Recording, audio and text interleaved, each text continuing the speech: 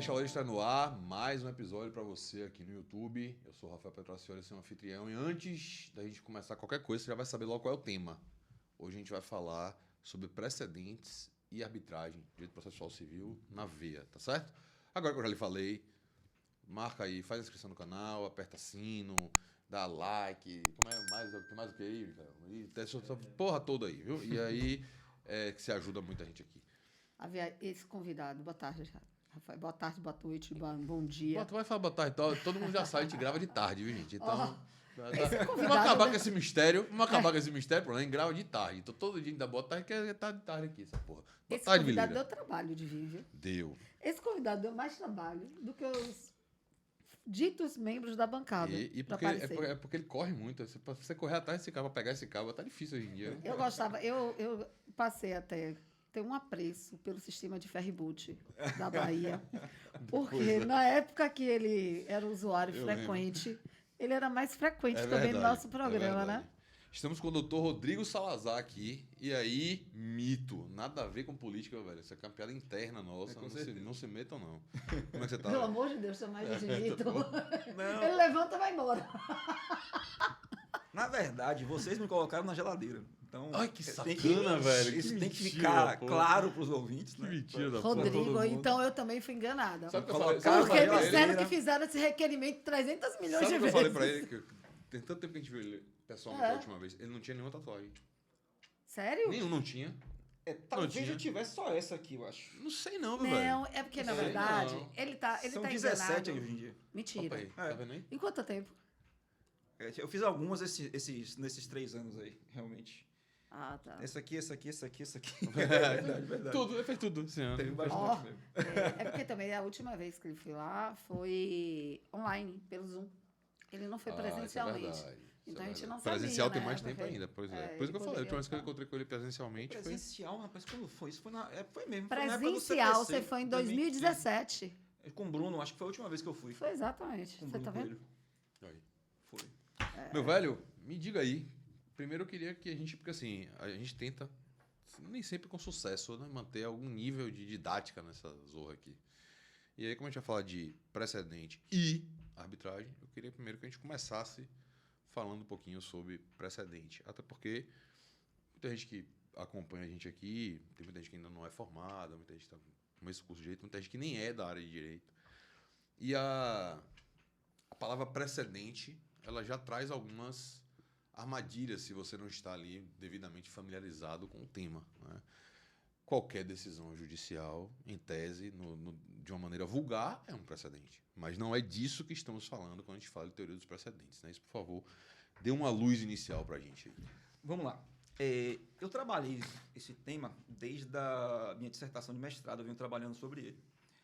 E eu tenho, Rafa, uma visão um pouco diferente de que o senso comum não ajuda a compreender o precedente. Eu acho que, na verdade, o senso comum é o passo inicial para que a gente possa compreender a ideia de precedentes em direito.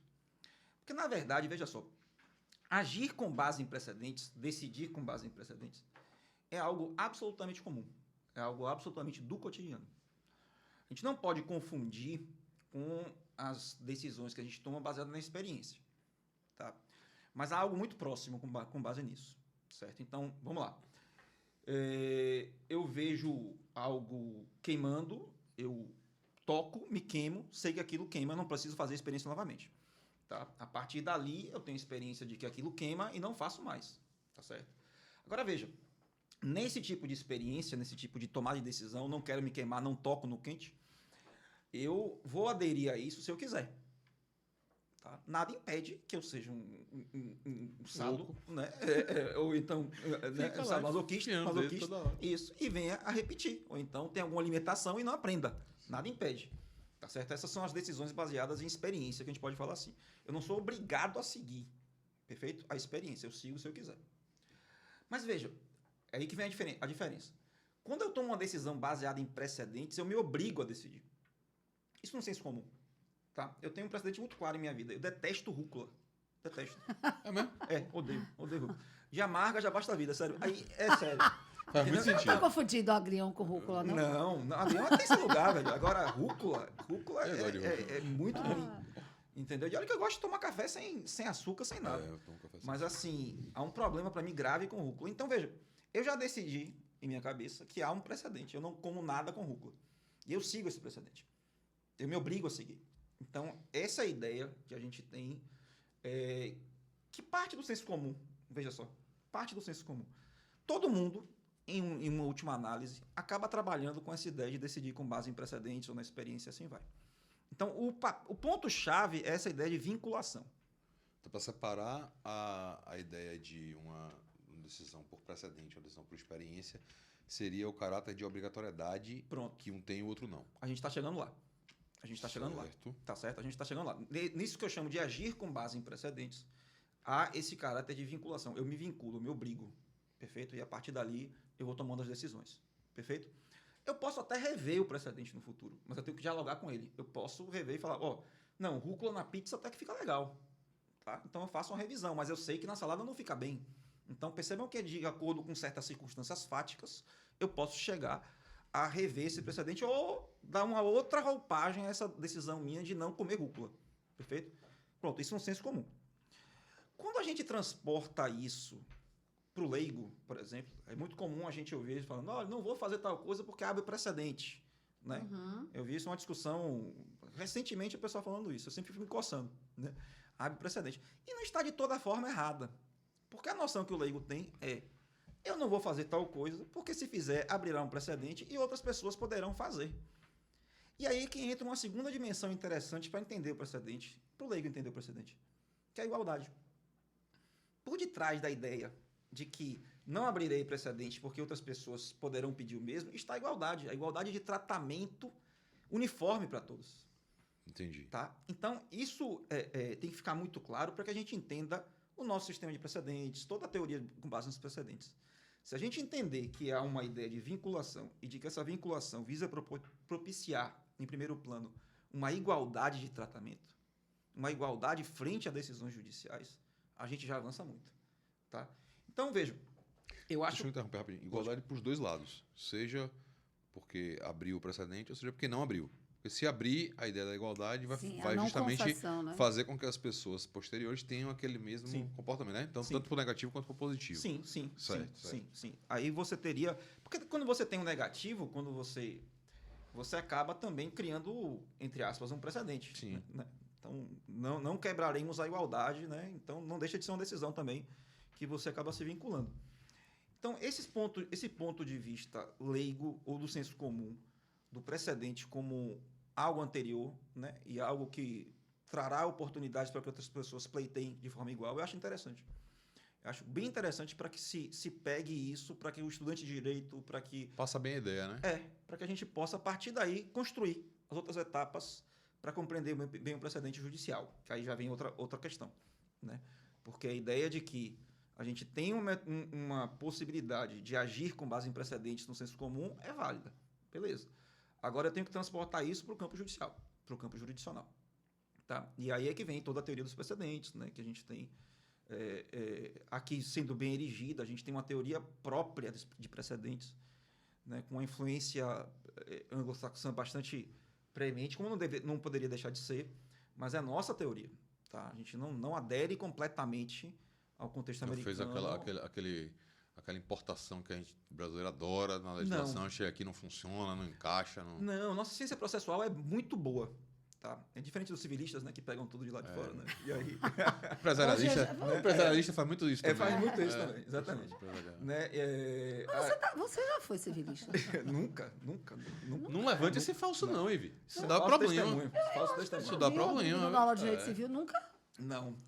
Uma vez Pablo pediu para eu cobrir ele numa aula de contrato de locação. Aí você chegou lá e deu aula de... Não, mas aí... Petição inicial. Pronto. Não, procedimento, né? Não. Mas naquela época eu estava começando ainda, eu precisava cancha, né? Então, e dar aula, velho, assim... Tendo tempo, dá para parar qualquer coisa, né? Você abriu um precedente perigoso na sua vida. Uma aula de civil... Abriu o precedente para porque eu posso afirmar que ele é civilista. Foi dar uma aula para Glicério lá no mestrado, abriu o precedente, vai ficar para sempre agora. Mas assim, nossa teoria nossa ciência processual é bem avançada, então ela tem desenvolvido uma cara própria sobre o estudo dos precedentes judiciais. Tá certo? E aí, então, a gente pode avançar um pouco para a gente já ir para o campo do precedente judicial em si. Ainda dentro... deixa eu quero me situar ainda nisso daí. Ainda dentro do precedente judicial mesmo, tá? Existe o precedente, mesmo no judicial, existe o precedente, de acordo com a teoria dos precedentes do CPC de 2015, e existe o precedente, uma decisão prévia, pretérita, de um mesmo caso, que eventualmente vai influenciar o julgador ou não, ou que quando... o que a gente chama de formação de jurisprudência, antes do CPC de 2015, como um movimento talvez muito mais voluntário do que obrigado. Juízes escolhiam aplicar determinado entendimento de determinado tribunal porque coadunavam com aquele entendimento, por qualquer que seja o motivo, dentro da liberdade de judicatura que lhe pertence. Dentro dessa concepção, foi o que o CPC de 15 fez foi beber um pouco dessa existência, dessa... Não estou achando a palavra. Dessa fonte. Na falta de uma palavra boa, dessa cultura decisória. O CPC utilizou isso para poder formar essa teoria nossa de precedentes, ou ele tentou revolucionar isso, abandonar essa cultura, digamos assim, para poder implantar algo absolutamente novo? Rafa, na verdade, eu acho que essa cultura é o problema. Essa cultura que você narrava é o problema. Por quê? Porque existia, o que a doutrina já chama disso, decisões lotéricas. Né? Então, a gente tinha a possibilidade, e isso estimulava muito o não cumprimento de decisões, né? De obter decisão favorável ou desfavorável sobre determinado assunto, de acordo com determinado juiz. Eu lembro uma vez que, naquela época que havia aquela discussão de pulsos além da franquia, Sim. Né? Que lotava pautas, né, do juizado. Isso é bem antigo. Isso é bem antigo.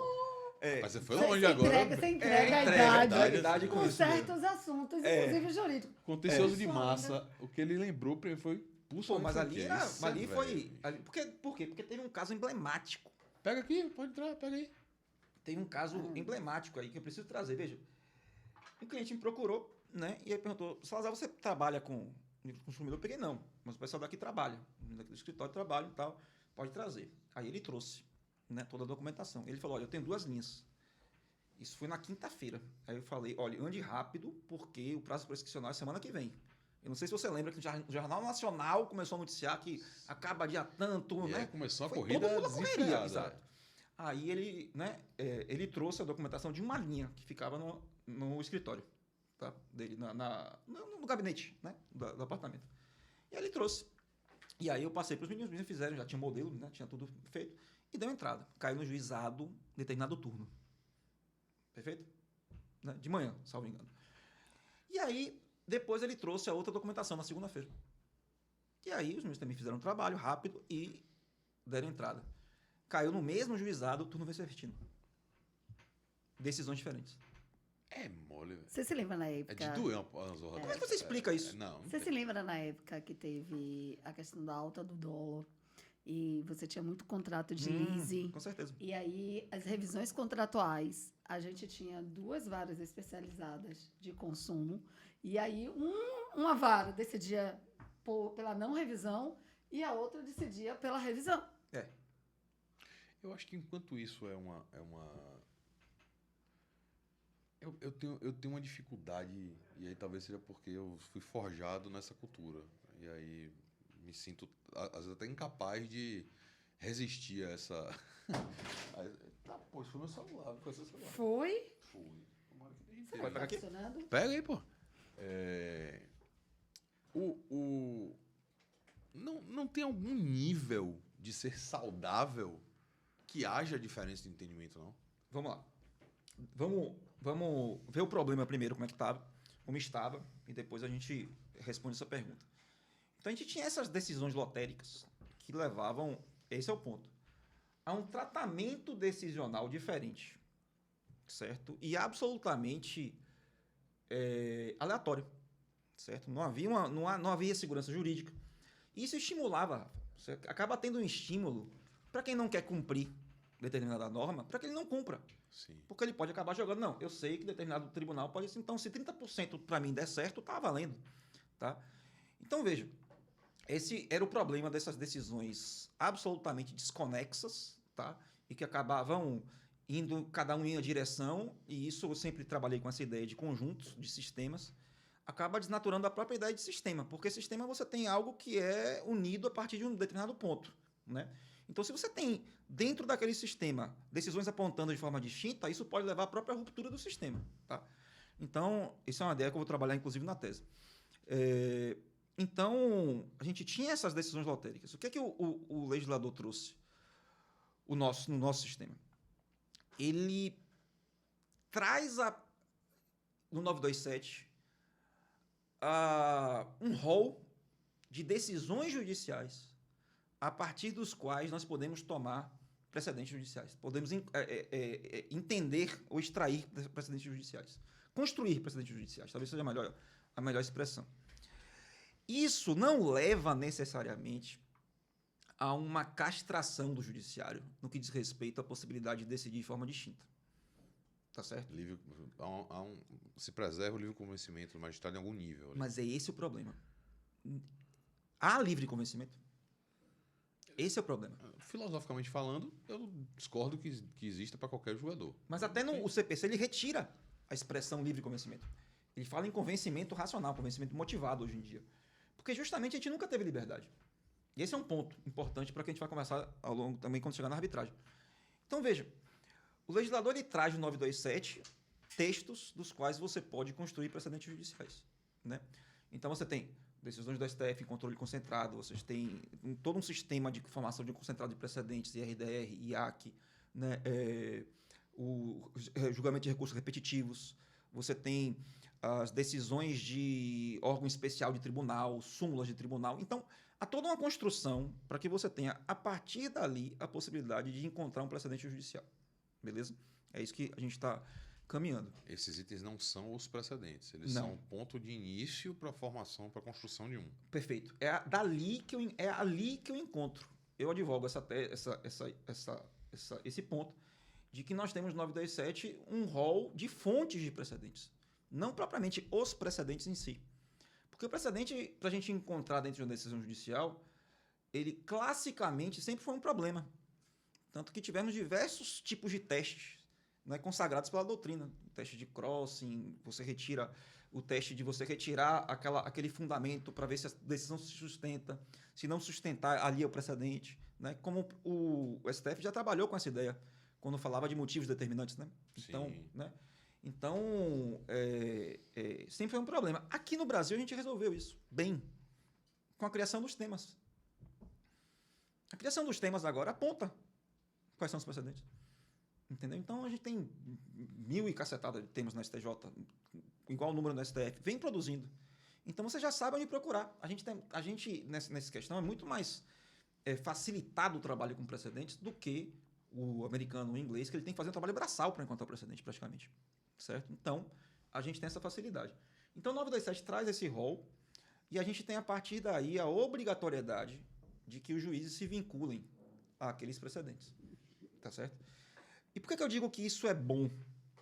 Porque a gente traz o respeito ao princípio da igualdade. O respeito ao princípio da segurança jurídica. Porque a igualdade, a gente sempre vê a igualdade perante a lei. E na lei. A gente aprende isso na faculdade, né? A gente sempre aprendeu. Igualdade perante a lei, na lei, dá tratamento igualitário na medida das desigualdades. A gente sempre tem essa fórmula pronta. Tá ótimo, funciona. Mas a gente não trabalha muito da igualdade perante as decisões judiciais. Eu, jurisdicionado, tenho o mesmo direito de ser tratado quanto àquela questão jurídica de você, Rafa. Claro. Pelo mesmo Poder Judiciário. Mas deixa eu te fazer uma pergunta. Eu estava ouvindo bem atenta. Óbvio que a segurança jurídica é um valor inestimável dentro do ordenamento da sistemática jurídica, né? O grande problema é que o tempo passa. A sociedade se movimenta. E quando eu vejo a questão dos precedentes ao mesmo tempo que eles geram segurança jurídica, ele, de certa forma, não enrijece mais o sistema. Porque quando você fala assim, olha, não fique pensando que é um precedente e que não pode haver alteração no precedente, de que não dificulta. Dificulta, propositadamente dificulta. A Mas ideia... Mas acho que é bom isso, não? É isso, assim... Na visão do CPC, digamos assim. Na visão do sistema, de ideia de sistema, é interessante que a gente tenha estabilidade. O stare decisis deixa estar. Deixa como está. Então, essa é uma ideia bastante inata, né, ao sistema anglo-saxão e de que, se a gente pensar bem, diante da ideia de igualdade, também era nosso. Se a gente defende, percebe essa ideia de igualdade perante as decisões judiciais, sempre esteve presente. Eu não preciso a criação de um sistema de precedentes se eu passo a visualizar a igualdade perante as decisões judiciais. Não preciso. Na verdade, a fundamentação está toda ali. Porra, você agora falou um negócio que eu queria perguntar. Porque assim, quando a gente estudou lá atrás, lá no comecinho... Quem veio que estudou? A gente, né, tem gente que estudou, tem gente que não estudou. Tem gente que usou o caderno de... Não entendi sua risada não, Micael? Quer fazer alguma adendo? Não, lembre que Micael Entendi. ainda está no processo. Rapaz, estude, viu, sacana? Que você tinha os juízes. E eles tomavam decisões. E você tinha acima daqueles juízes um tribunal. E um dos papéis deste tribunal era uniformizar o entendimento desses juízes que estão abaixo, porque eram diversos. Acima desse tribunal, você ainda ia ter outro tribunal para poder unificar o entendimento dos vários tribunais. E assim sucessivamente, até você chegar no topo do sistema jurídico, de modo que esse problema não existiria. Certo. A teoria dos precedentes, ela veio porque essa porra não funciona? Não É funcionou. isso? Não funcionou. Ah, tá. Não funcionou. Você começou a ter alguma funcionalidade em outra jabuticaba, né, que são as súmulas. Sim. É uma criação nossa, né? E essa jabuticaba começou a ter alguma funcionalidade numa ideia de minorizar essa dispersão de decisões quando a gente teve em 2005 a reforma trazendo a súmula vinculante. Porque até então era aquela coisa, não, tudo bem, o STF entende assim, mas eu entendo assado. E aí vamos lá. E havia essa rebeldia. Você entendeu? acha que é uma... Porra, desculpa falar interrompendo toda hora, Não, porque as porras vão pipocando na cabeça aqui. Você acha que isso é uma resistência que ela está localizada nos magistrados? Sim, não tem nenhuma dúvida Não é na disso. advocacia, por exemplo? Não. Eu acho que se a gente fizer uma enquete, fizer uma pesquisa no meio da advocacia, o advogado quer, o cliente quer segurança jurídica. O cliente quer saber como se comportar. Verdade. É uma pergunta que você nunca escutou, seus clientes perguntam. Eu diria... E aí, o que é que diz? Se eu fizer isso... Mas veja, Contencioso de massa, desculpe. É. Contencioso de massa. Na verdade, o que o cliente quer são relatórios para que ele possa gerir custos. Sim, Né? isso é pior, aquilo é melhor, vamos fazer isso, vamos fazer aquilo. Vamos fazer isso, exatamente. Então, por isso que ele pede que você coloque lá percentual de êxito, né? Então, para que ele possa ter uma visão. E isso me parece muito importante para o sistema. Agora, eu participei de um evento, logo, assim, no pré-CPC. Já tinha o código, já tinha sido promulgado, mas não estava vigente ainda. Com o professor Araquém de Assis. Sim. Né?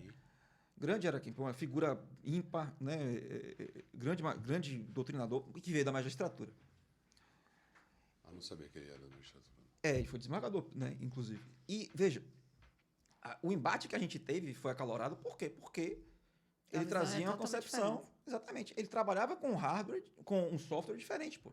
É um problema de software, né? Então, a gente teve esse embate, mas ele é um cavalheiro, né? Então, a gente ficou no embate das ideias, né? E tudo, e ficou ótimo. Eu convidei para ele participar de minha banca, mas ele não pôde vir, né, naquele período, e a gente não estava ainda fazendo videoconferências, né? Então, acabou ficando assim. Mas, assim, o que o cliente quer é isso. Eu não percebo isso na advocacia. O advogado, ele... Tudo bem, tem alguém que aposte aqui e ali, mas, assim... Da carreira de advocacia, me parece que o cliente ele precisa dessa segurança jurídica, especialmente no meio corporativo, para que possa, a partir dali, tomar decisões. Né? E isso acabou influenciando muito. Tá? Eu acho que esse ponto acaba influenciando muito. Muitas vezes nós nos encastelamos aqui no nosso mundinho jurídico Mas existem algumas manifestações fora dessas muralhas que, para mim, devem ser levadas em consideração, inclusive como pedras fundantes de ideias dentro do sistema. Quando um cliente seu vira para você, você fica numa situação em que você não consegue, a sua ideia, a sua questão do pulso da franquia, por exemplo. Isso. Como é que você explica pronto, quando o advogado se coloca diante da questão, como é que eu vou explicar isso para o cliente? O sistema está errado. Com certeza. Porque ele deveria ter uma forma muito clara, objetiva e direta de explicar para o cliente o que aconteceu. Se eu não sei, deu merda.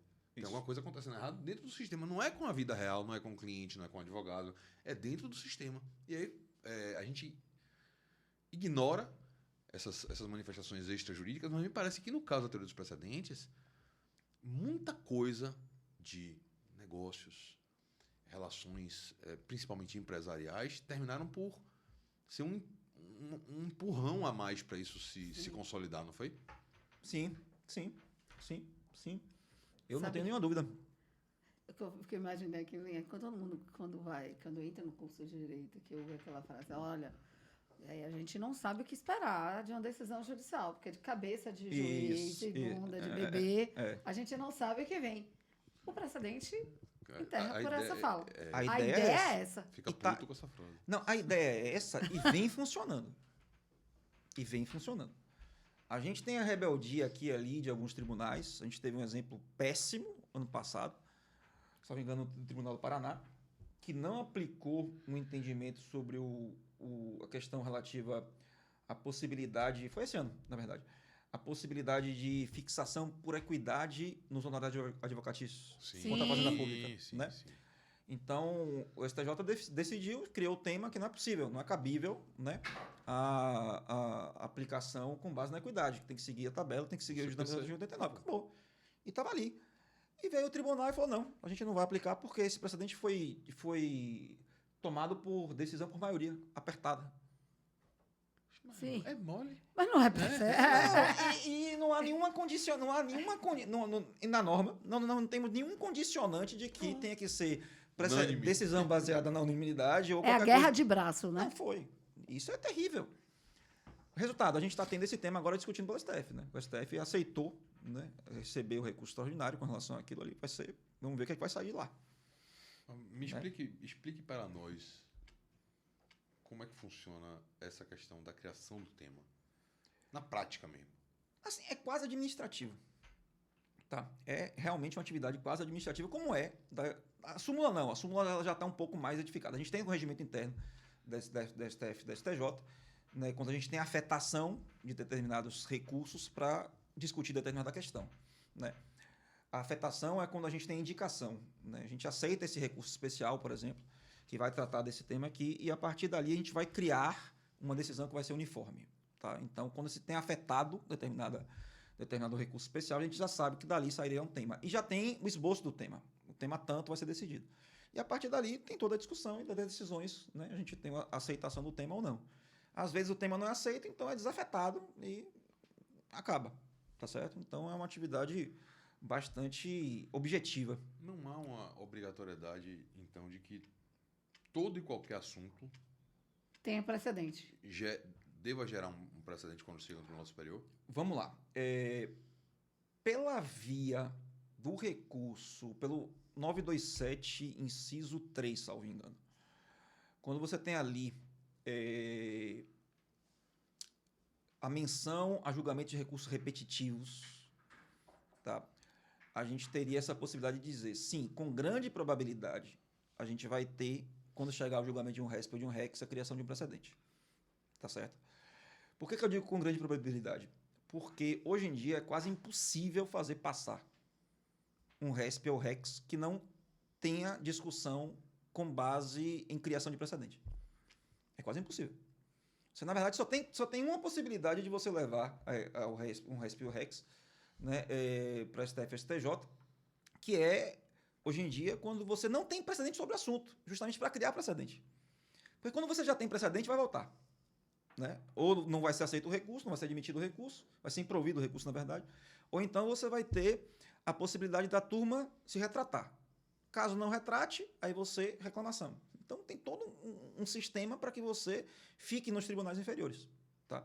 Então, eu posso dizer, sim, há uma grande probabilidade de que quando você tenha o recebimento de um RESP, o julgamento de um RESP de um REX, você tenha a formação de um precedente, com base no 927, inciso 3. Se você leva isso, e aí eu peço que o pessoal que está assistindo veja o texto normativo, a outro patamar de discussão, dá para responder que 100% das vezes, sim, nós teremos a criação de um precedente. Por quê? Porque, desculpe, o texto legal fala no 927, inciso 5, que os tribunais serão obrigados a decidir de acordo com base na posição, né, dada pelo órgão especial ou pelo tribunal pleno aos quais estão vinculados. Então, em tese, eu poderia ter que toda a decisão do pleno ou do órgão especial, a partir dali, a posição terá que ser seguida. Então, acaba sendo um precedente e um precedente obrigatório. Tá? Então, perceba que o sistema essa é a beleza do nosso sistema. Ele foi se construindo para que as decisões dos tribunais, especialmente superiores, que, né, impactam bastante na coletividade como um todo, eles comecem a obrigar de cima para baixo. Né? Eles façam esse movimento de chuva. Né? A gente vai ter em cima a criação e vai cair e vai até lá embaixo. Então, mas permite a oxigenação. Permite. Permite com a possibilidade de revisão de súmula. Permite com a possibilidade de revisão de decisão em RDR e IAC. Há essa possibilidade. Certo? É mais engessado? É. Tá? É mais engessado. Tá? Mas assim, volto a dizer, nós escolhemos, me parece, que a escolha é essa. Nós escolhemos pela igualdade perante as decisões judiciais. Foi uma escolha de valor. E a partir daí foi feito. O maior valor do sustentáculo dos precedentes é a isonomia ou a segurança jurídica? Os dois. Aí estão muito unidos. É quase... difícil separar. É muito difícil separar. Tá? A gente pode dizer que há igualdade pela segurança jurídica ou a segurança jurídica pela desigualdade. Um é pressuposto do outro, né, na verdade. A gente acaba levando... né? Moro do azul, né? É muito, muito próximo. É quase de separar procedimento e processo. Né? É muito difícil ver a linha limítrofe. Mas, assim, a gente tem esses dois fundamentos que me parecem ser bem prementes. Né? Então, veja, Rafa, e veja só. Me parece que o que a gente tem é um problema de aceitação da magistratura. Quando saiu o CPC 2015, começaram a discutir, foi, não, a gente vai ter aqui a comunalização do direito nacional. Devia doutrinadores de peso falando isso, vindo da magistratura muitas vezes. Né? A gente tinha uma resistência da magistratura, estão castrando a magistratura e tal. Até que eles começaram a perceber. Eu sempre, quando eu dava palestra sobre CPC e tudo, eu falava para a magistratura, vocês têm que perceber o seguinte, no momento que tem um precedente, sua vida fica mais fácil. É óbvio, né? É tão óbvio isso. Não... Por quê? Porque você se desobriga a argumentar de forma mais profunda quando toma uma decisão. Você pode fazer a ligação entre o caso e o precedente. Você vai ter que demonstrar aquela aproximação. Vai ver que não tem distinção. Né? Acabou. O 489, quando trata de fundamentos da decisão judicial, exige isso, né? Que faça essa fundamentação mostrando o nexo. Então, é muito mais fácil. Aí eles começaram a perceber, realmente, que é muito mais fácil. Né? Ó, quanto à questão sobre, vamos lá, cobranças de pulso além da franquia, o STJ já decidiu no tema tanto, que é disso. Pronto. Partindo desse pressuposto, analisamos os fatos. Muito mais fácil. Você se desobriga de fazer toda aquela argumentação, a norma diz isso, então, tal, todo um trabalho. Então, foi feito também para isso, para agilizar esse tipo de campo decisional. Quando os tribunais percebem isso, me parece que a aceitação começa a ser outra. Tá certo? É óbvio que aí a gente vai ter aqui a colar resistências. Mas aí é que eu gosto de falar dessa baixaria aí. Da resistência. É lógico. Eu ia levantar que eu acho que a resistência não só na magistratura, mas na academia. Eu acho que ela é setorizada. Na tem academia. Tribunais que são mais...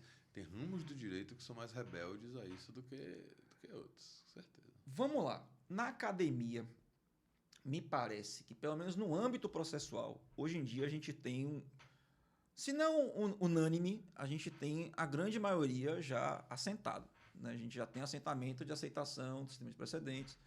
A gente pode ter discussões aqui e ali quanto à estrutura de um precedente, né? Quais os elementos de um precedente. Isso pode ser, há discussão. Mas quanto à aceitação de que os precedentes já estavam entre nós antes de 2015, inclusive, já há um certo caminho. Me parece que talvez haja uma dissonância nesse entendimento em outros ramos do direito que não processual. Tá? Talvez no processo penal, não sei, aí eu realmente estou chutando, talvez no processo penal haja uma discussão com relação a isso, não sei.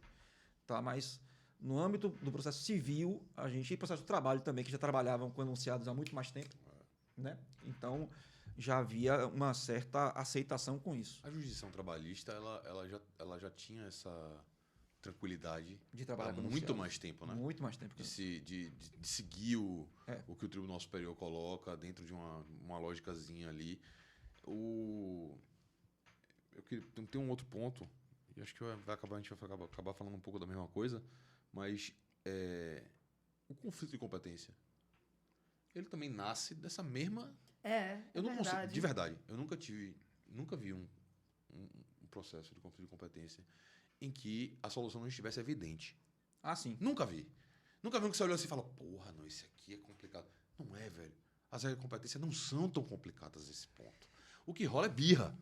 Eu quero processo para mim, eu quero processo para mim. O conflito, normalmente, ele é positivo quando é assim, ou eu não quero esse esparro na minha mesa, eu não quero esse esparro na minha mesa, o conflito vira negativo. Isso. Mas, normalmente, a impressão, eu falo por mim, nunca vi um processo de conflito de competência. Ah, não, vamos ter que mandar para o STJ, porque o juiz de trabalho disse uma coisa, o juiz civil disse outra. Meu amigo, tá claro e evidente qual é a solução. Só que eles precisam que o STJ diga, porque os dois estão teimando, digamos assim. Na maioria das vezes era isso. E parece que a questão do precedente também se revestia dessa mesma... A magistratura com essa mesma teimosia, né? Desse mesmo precedente. Não, dessa mesma ideia de liberdade decisional, né? Que esse é o ponto, que é importante. Me parece que esse é o ponto que leva alguém a ter resistência ainda hoje até na doutrina. Isso mesmo, você foi na pedra de quando toque. Fala em liberdade decisional. Porque aquela expressão livre convencimento dava essa impressão de que eu posso decidir como eu quiser. Não é, nunca foi. A decisão tem que ser racional, a decisão tem que ser jurídica, a decisão tem que ser no sistema e para o sistema. E isso é um ponto da minha tese. Pronto, mudou, já mudei total a noção de precedente. Aí, ainda bem, né? Ainda converti alguém. Fui convertida. Não, né? Pronto. Entendi qual era a minha dificuldade quando a minha fala inicial disse, mas o precedente não enrijece o sistema. Isso enrijece porque o raciocínio que eu tinha era do livre convencimento. Peraí, você não é tão livre assim. Isso. Você é livre para dentro das normas predispostas pelo sistema. Perfeito. Pronto. E se você tem tribunais que dizem isso, então é natural que haja acomodação. Na minha tese, na minha dissertação, eu falava o seguinte, é natural que em um sistema a gente aguente uma certa dissonância dos elementos que compõem o sistema. É natural. Surgiu um caso novo, você vai ter movimentação ali, você vai ter um juiz decidindo aqui, ali e tal. Tá vendo? Não era assim. Pronto. É importante que tenha isso, inclusive. Mas em determinado momento, se vibra muito isso, o sistema rui. Então, a gente precisa, na verdade, de que tenham existam mecanismos que façam essa unificação, terminem com esse ruído, com essa movimentação. Tá certo? Aí é a ideia de Luhmann de sistemas, né? Então, acabem com essa movimentação por demais que levaria à desaglutinação do sistema. Então, os precedentes assumem esse papel. Os precedentes não que com base na igualdade. A igualdade assume esse papel de força, de unir o sistema. E aí eu tenho que ter esses mecanismos de formação concentrada de precedentes, IAC, RDR, julgamento repetitivo, criação de súmulas vinculantes, criação de súmulas por tribunais, tudo isso para que a gente tenha, né, essa menor reverberação sistêmica e tenha a ideia de igualdade. Repito. E eu acho que há uma... É porque também fica muito fácil para mim, nessa cadeira aqui, meter o pau na magistratura, porque eu não sou magistrado. E nunca tive essa pretensão. Mas me parece que há um certo pessimismo de ver o copo meio vazio quando retira dele essa pseudo-liberdade da decisão, quando, na verdade, o que se retira é exclusivamente a questão formal, lógico-jurídica da coisa. Sim. A decisão quanto ao que é mais importante, que são as situações fáticas, continua na mão do juiz, velho. Perfeito. Ele só vai chegar e falar, não, vem cá, como é a norma para isso aqui? Pronto. Mas quem vai fazer a subsunção continua sendo ele. Perfeito. Essa análise, né? Mas que eu acho que é até o mais difícil da decisão judicial Tá ali na mão dele ainda, é ele que vai manter. Ah, não, o TST disse que hora extra é isso. Ah, meu amigo, mas quem vai verificar no caso concreto se aquela situação se encaixa, né? Sou eu. O precedente não entra em tudo, não virou um computador, né? O cara chega... Perfeito. É o que o pessoal tinha medo. Falava assim, com precedente agora a gente vai ter tarifação de dano moral. O pessoal me falava, né? Não corre esse risco. Por que não? Porque dano depende de visualização caso a caso do fato. Você não vai ter como fazer porque é questão fática. O precedente não trabalha com questão fática. Tá certo? O precedente trabalha com questão jurídica, questão normativa. É outra coisa. Então, concordo contigo. A gente tem que ter essa visualização que o trabalho mais pesado de definição fática, de tirar a fotografia do fato e a partir daí, né, fazer o trabalho de acomodação da norma, a criação da norma, continua. E vai continuar. Né? E não tem como não existir. Não tem como da existir. natureza, né? Aí não tem. Tá, quem sabe aí com inteligência artificial, coisa mude, não sei, mas esse é outro papo. Né? Mas assim, o caminho que a gente tem ainda é para o magistrado, guarda muito trabalho ainda. Ele não vai ser um carimbador. Ah, sim. Ele não vai ser um carimbador. Ele vai pegar, o TST já decidiu. E pronto. E eu vou, já que a gente está aqui, vou dar uma de Desi Gonçalves, como eu falo, né? E vamos lá. É o seguinte, quando é interessante para a magistratura, eles assumiam esse papel de carimbador, como acontecia nos juizados. Sim. Com os famosos enunciados Para dar uma liberada do FONAGE. Na quantidade de processo, todo mundo adorava. Pronto. Quando é com FONAGE, que é um órgão que não é jurisdicional, são enunciados que não tem nenhum caráter vinculante, mas eles aplicavam como fosse, era interessante. Mas aí quando você tem criação de todo um sistema que vai vir de cima para baixo, outra origem, outra perspectiva, e, entre aspas, retira, porque nunca teve, né, esse poder de criação deles, aí a coisa muda. Então, eu fico muito assim, incomodado com esse discurso de conveniência. Tipo assim, eu gosto de precedente, desde que eu crie. Pronto, exato. É isso aí. É isso aí. E aí eu vou além. Eu não vejo nenhum problema que um juiz, e aliás, eu acho isso até valioso, que um juiz decida de acordo com seus precedentes. Por que não pode ter, assim, não, para você, Iva, eu vou decidir dessa forma, para Rafael, eu vou decidir de outra forma. Não, acho que o próprio juiz se vincula às suas decisões anteriores. No mínimo, ele teria que dialogar. Olha, no caso de Iva, eu decidi dessa forma, mas aqui, no caso de Rafa, é outra coisa. Então, vou aplicar distinção, parará. Entendeu? Acho que a gente tem que começar a visualizar que isso é bom em qualquer âmbito. Lá na faculdade, lá na UNEB, quando a gente está decidindo questões acadêmicas, a gente criou um banco de precedentes. Pedido de quebra de... A gente criou. Na minha cabeça, eu já estou visualizando que ele foi um coordenador. Mas eu brigava mesmo assim por isso mesmo. Pedido de trabalho domiciliar, de regime domiciliar, né? Aí, determinado aluno estava pedindo sempre, não estava encaixado em uma das situações previstas no regimento, mas ele tinha um problema, todo mundo sabia disso, né? Um problema de limitação, um problema psicológico, né? Então, ele precisava do regime. A gente falava, pô, veja só, você tem uma gripe, você pode fazer, você quebra uma perna, você pode fazer, o cara tem um problema psicológico grave e não vai poder fazer regime domiciliar, não faz sentido, entendeu? Então, a gente criou um precedente que, naquele caso, aplicaria. E para outras pessoas também, então fica muito mais fácil. Isso é bom. Isso me parece salutar. Eu gosto da ideia, mesmo parecendo extremamente estranha no começo, é complicado. Quando eu falo do advogado nesse ponto, é no sentido de o advogado se sente um pouco tolhido da tentativa de modificar aquilo ali. Sim. Paciência. Não se faz a mulher sem quebrar ovo, em nome de uma segurança, de uma igualdade, eu vou ter que tirar alguma coisa de alguém. Não dá para você ter tudo. Você não pode ter tudo ao mesmo tempo. Mas vamos lá. Se o advogado perceber que o trabalho dele fica facilitado também, é coisa boa. Também, mas eu concordo. Né? Porque você vai ter o seguinte, ó. Se eu tenho um precedente judicial a meu favor, tenho prova documental, tutela de evidência.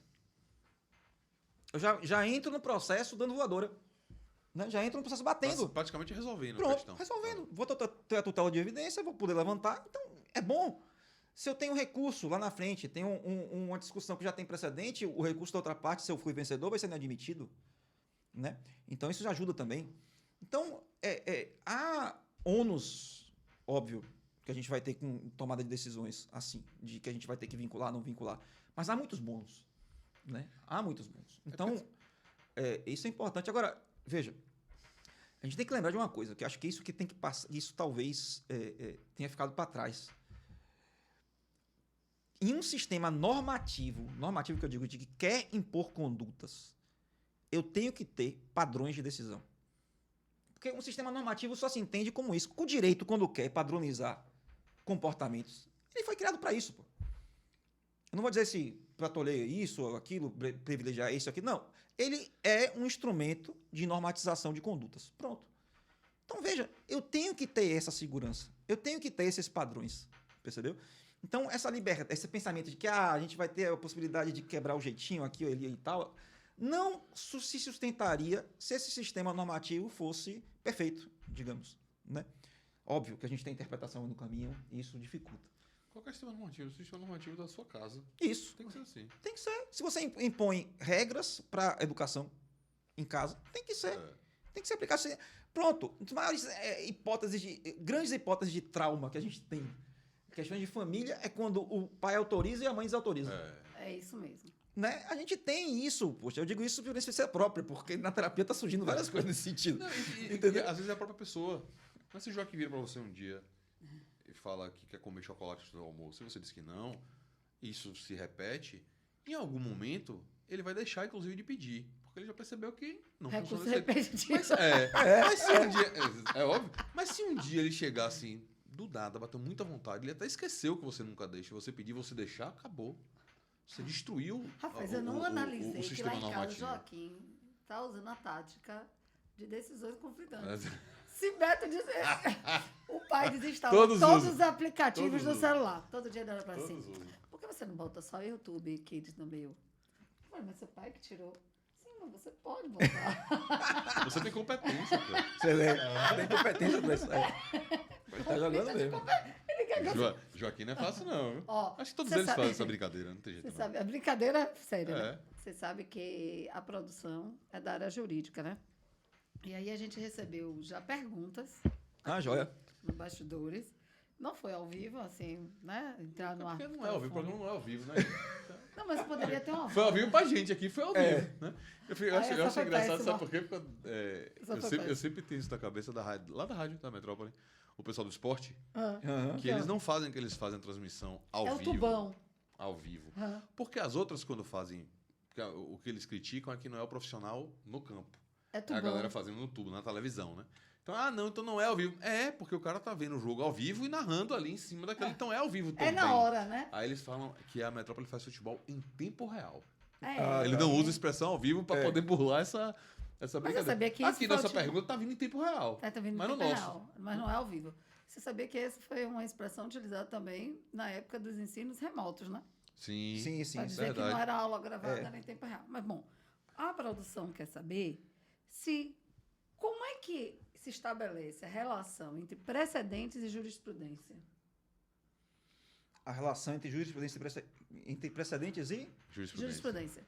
Vamos lá, assim, eu costumo dizer que há um círculo de criação de precedente. E aí a gente vai ter essa vinculação da jurisprudência e precedente. Tá, veja só. A gente tem o texto, tá?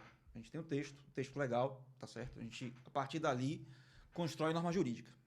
Tá tranquilo? Sim. Então, toda, né, norma jurídica é fruto de interpretação. Então, a gente interpreta o texto e, a partir dali, tem aquela norma jurídica. Perfeito? Veja, na decisão judicial, eu vou buscar o que para ser o precedente? Eu vou buscar justamente a norma jurídica Sim. criada para aquele caso concreto. Uma norma jurídica geral criada para aquele caso concreto. Vamos dar um exemplo aqui. Vamos imaginar que se discutisse se existia ou não existia um dever de indenização no direito brasileiro. Existe. Está no Código Civil. Então, todo aquele que gera um dano tem o dever de indenizar. Pronto. Vamos imaginar que se discutisse isso. Fixou-se o entendimento de que existe. Então, essa é a norma jurídica criada para aquele caso, para resolver aquele problema. Mas, pela sua abstracidade ou sua generalidade, pode ser aplicada para outros casos. Tranquilo até aqui? Sim. Então, eu tenho texto, norma, dentro da decisão. Então, a gente pode perceber que o precedente é uma norma. Tá. Sim. Perfeito? Pode perceber que o precedente é uma norma. Isso que eu chamo de precedente e norma. Tá? O que é que acontece? Os juízes vão decidindo. Vão construindo precedentes de norma. Certo? Então, a partir de decisões, que a gente traz normas. A partir dali, eu tenho a condensação. Tá? Essas decisões que eram esparsas começam a se aglutinar. a gente começa a ter jurisprudência sobre um tema.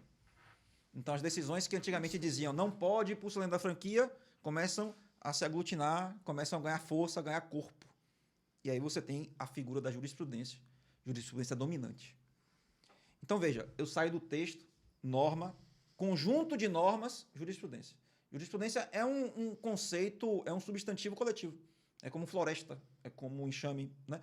Então, é um conjunto de decisões. Sim. Quando essas decisões se avolumam, surge a jurisprudência dominante. E da jurisprudência dominante surgem o quê? Súmulas, enunciados de súmula. E enunciado de súmula é o quê? Texto. Então, eu volto para o texto. Veja que massa. Eu saio do texto, crio a norma, crio a jurisprudência dominante, crio enunciado de súmula, ou então decisão de julgamentos repetitivos, temas, Sim. e eu volto, que são textos, e eu volto para onde? Para o começo. Então é quase bíblico, né? Do texto vieste, ao texto retornarás. Né? É quase bíblico nesse sentido. Então veja que a gente tem uma... Mas eu não tinha parado para pensar por essa ótica, a relação, né? Pra gente que não é do... Ninguém pode dizer que não é do processo civil, que se advoga, porque vive da porra do processo civil, Vive pelo amor de disso. Deus, né, velho?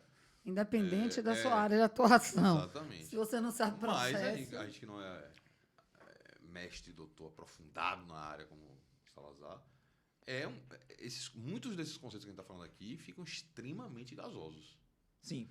O cara olha assim e fala, porra, não, precedente, não. E gasoso ao ponto do advogado, tecnicamente, usar errado Sim. Perfeito. a expressão quando trabalha em suas petições. Tá, não, eu tenho um precedente. Aquilo não é um precedente que ele está falando. Né? Isso acontece com muita frequência. Ave Maria, e na rede social, então? Mas, Não. Você tem assim, tem passado veja, muitas stories. se Hoje for eu no Twitter, consegui um precedente. É. Aí eu paro e fico raciocinando, como é assim? Como é que eu consegui um precedente? Mas veja só. Então aquela resposta ficou, né? Beleza. Sim. Agora veja. Advogado queria precedente?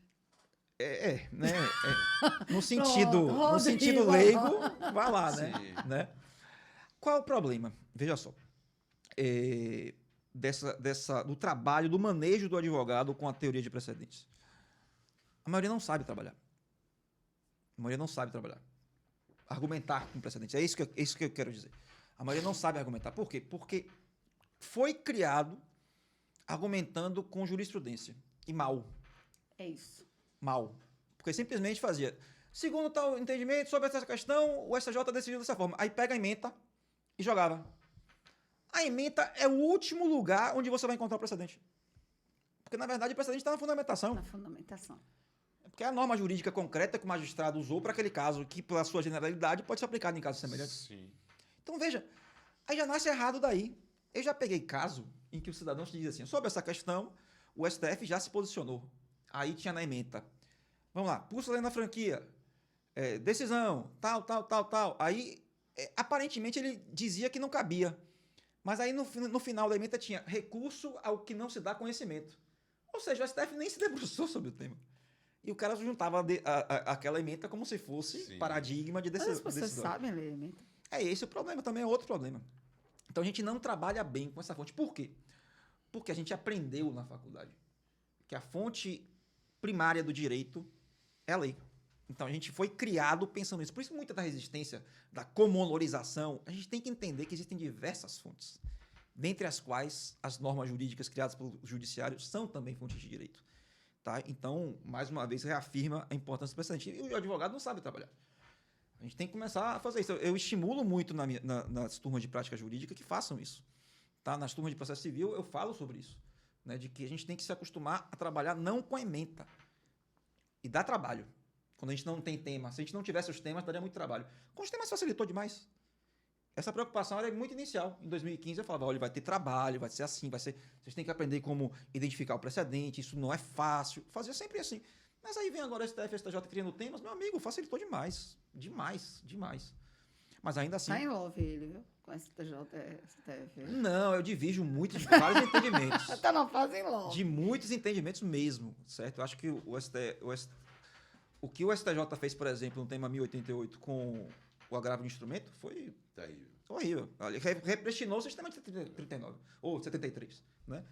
Mas assim, pelo sistema, eu realmente eu tô apaixonado, digamos assim, ainda. Velho, mas a verdade há é porque a gente tem algumas porra, pronto. Só para começar, o fato de nós advogarmos, nós advogamos fora daqui também, mas só o fato de sermos forjados dentro do judiciário baiano já nos dá já nos tem uma diferença de carga de, sei lá, preconceitual em relação a uma série de questões processuais. Seja de morosidade, qualidade de decisão, atenção ao jurisdicionado, uma série. Quem advoga na Bahia, né? Não Tá temos... em qualquer lugar, né? Não temos um poder judiciário estadual exemplar no país. Isso é um fato. Não estou aqui querendo descer o pau em ninguém. Qualquer ranking que você pegue do CNJ, a Bahia nunca está na cabeça. Nunca. Isso já é um indicador. Ponto. Concordo ou não concordo com o ranking, é algum nível de indicador. Ponto. Acho que a gente já sai um pouco atrás nessa discussão, meio cético, primeiramente por isso. No quesito de você internalizar essa questão da argumentação com precedente, e que eu acho, eu concordo com tudo que você falou, velho. A forma como a gente sempre fez, eu também sempre fiz. Né? E você ainda tem aquela questão, em um determinado momento, as pessoas viram brigas de ementa. Quem tem mais ementa, porque perfeito. Você diz, não, a dominante é essa, não, a dominante é essa. Você fica naquela lei até o juiz dizer, não, eu entendo que a dominante é tal. E que critério é esse? É matemático? Eu não entendo, não. Quem trouxer mais ementa ganha ou não? E sempre foi assim. E o advogado se acostumou assim, e o judiciário se acostumou, principalmente em primeira instância, a decidir dessa maneira. Quando você traz essa questão de você argumentar em cima de precedentes, e você traz essa fala, e que eu também concordo, que o advogado não está acostumado com isso, a primeira instância está acostumada a receber essas argumentações já. Você enxerga isso como um... Porque pouca coisa adianta o cara... fazer e o magistrado... Porque se a instância de uniformização do precedente vai estar lá em cima, o que afeta o cara porque diretamente a energia, é embaixo. Se ele está dentro do precedente, ele tem o direito que o precedente dá a ele, a grande questão dele é demonstrar isso para o juízo de piso. Porque lá em cima isso já está resolvido. Sim, sim. Então, se você souber argumentar com o precedente, a primeira instância, é muita questão empírica que eu estou falando aqui. Você vê os juízes de primeira instância sabendo receber essa argumentação em precedente também? Vejo uma mudança de panorama significativo nesse contexto, ainda mais da magistratura mais nova, tá certo? Eu vejo o pessoal realmente se atualizando, há juízes processualistas mesmo, assim, que tem a veia processualista e que tem aplicado isso, tá? Isso tem reverberado. Não dá para dizer ainda, até isso é normal, né? Todo período de mudança exige uma acomodação, tá certo? A gente não tem 10 anos de CPC, isso é nada historicamente, né? Então a gente ainda tem muita, não vou dizer resistência, mas a gente ainda não tem muita especialização sobre isso, tá certo? Então, mas acho que a gente está rumando para sim, para a gente conseguir ter um judiciário capaz de perceber isso. Porque é uma vitória para a própria advocacia. Sim. Né? E isso vai contrastar o Rodrigo te converteu também, né? Mas eu já entrei meio convertido, porque assim, eu perguntei isso pra ele hoje, eu falei, velho, sim, finalmente eu tenho que já falar, porque eu sabia que era precedente, mas eu queria saber o recorte. Aí ele me falou, não, esse precedente tá bom. Já desde quando a gente começou a combinar, que eu fui ler algumas coisas, eu não venho pra cá de cara limpa, senão vai arrebanhar também. Eu tenho que vir com algum dever de casa feito. Eu já vi meio convertido, pô. Porque eu já vi existe muita coisa dentro do sistema de precedente que você, no passado de sua advocacia, em algum momento você já foi em cima daquilo ali com uma argumentação. Pode reparar, qualquer advogado vai pensar, não, em algum momento da minha carreira, em alguma petição, eu argumentei sobre uma necessidade de você, o que a teoria dos precedentes traz hoje. Todo mundo passou por isso. Sim, então a sim, conversão ela é relativamente fácil. Eu acho que depende mais da conversa, de existir a conversa. Existe uma conversa, converteu, velho. Aquela coisa, vende. O sistema se vende muito fácil. O cara é assim. Porra, é assim? Então eu quero. Eu acho muito fácil de ser vendido. Sim, não vejo dificuldade nisso. Um ponto da advocacia, e aí toda vez que você tem alguma modificação grande que mexe com o advogado, isso acaba gerando um problema que vai reverberar no judiciário em algum momento. Exemplo, reforma trabalhista. Pô, foi um caos. E reverberou. E tá voltando. Então, essas coisas são muito interligadas, né? Mas quando você falou a questão da resistência da magistratura e alguma resistência da advocacia, é porque é o seguinte, eu já ouvi alguns colegas falando isso. O advogado vive do conflito. Quanto mais a gente pacificar ideias cristalizadas em precedentes que não demandarão conflitos, isso vai diminuir a advocacia. Eu vou adiantar já que eu não concordo com essa visão, mas eu queria ouvir sua opinião. Aí é uma questão cultural que a gente tem grave, e isso vem dos bancos da universidade mesmo. Basta ver. A gente não teve, com os colegas, a gente não teve nada sobre meios adequados de solução de conflitos. A gente não tratou de mediação, de conciliação, de arbitragem, nada Porra disso. nenhuma. Mas é porque a gente também é mais antiguinho. Hã? A gente é mais antiguinho. Não, mas tudo bem, mas isso continua. Mas na minha época não era assim. Isso não. continua, isso continua. Agora o MEC Você não exigiu é como muito mais novo que a obrigatória. gente, não. Sou sim, pô. Ah, bom. Você não é tão mais novo assim mesmo, não. Tá. Então, veja só, agora o MEC instituiu como obrigatório métodos de solução adequadas de conflitos. Antigamente se falava método de solução alternativa, não era nem adequado. Você se lembra, eu estava falando com Só o essa palavra Roxana. já lasca com tudo, né? Beijo, Ró. E eu estava falando com ela, essa semana conversando. Você se lembra de um congresso que teve em Salvador, no centro de convenções, no antigo centro de convenções, lá no início da década de 90? Foi minha época. A gente... ele também usou o caderno Ele era coordenador científico, de cara. BBB. Direito alternativo, você se lembra? Eu lembro dessa história. O direito alternativo, na verdade, Era- esses meios, o sistema multiportas que a Sim. gente fala, É. mas sob outra perspectiva e tal. Pô, é a ideia lá na década de 90. 90, 90 e pouquinho mesmo, é verdade. 95 por ali. É. Mas também tinha a ideia do direito achado nas ruas, né? Que era o direito alternativo fora do centro de produção estatal, tinha essas questões, né? Mas com certeza, aí é esse Para dar problema. mais jus natural, mais... É isso. né? Não, Também.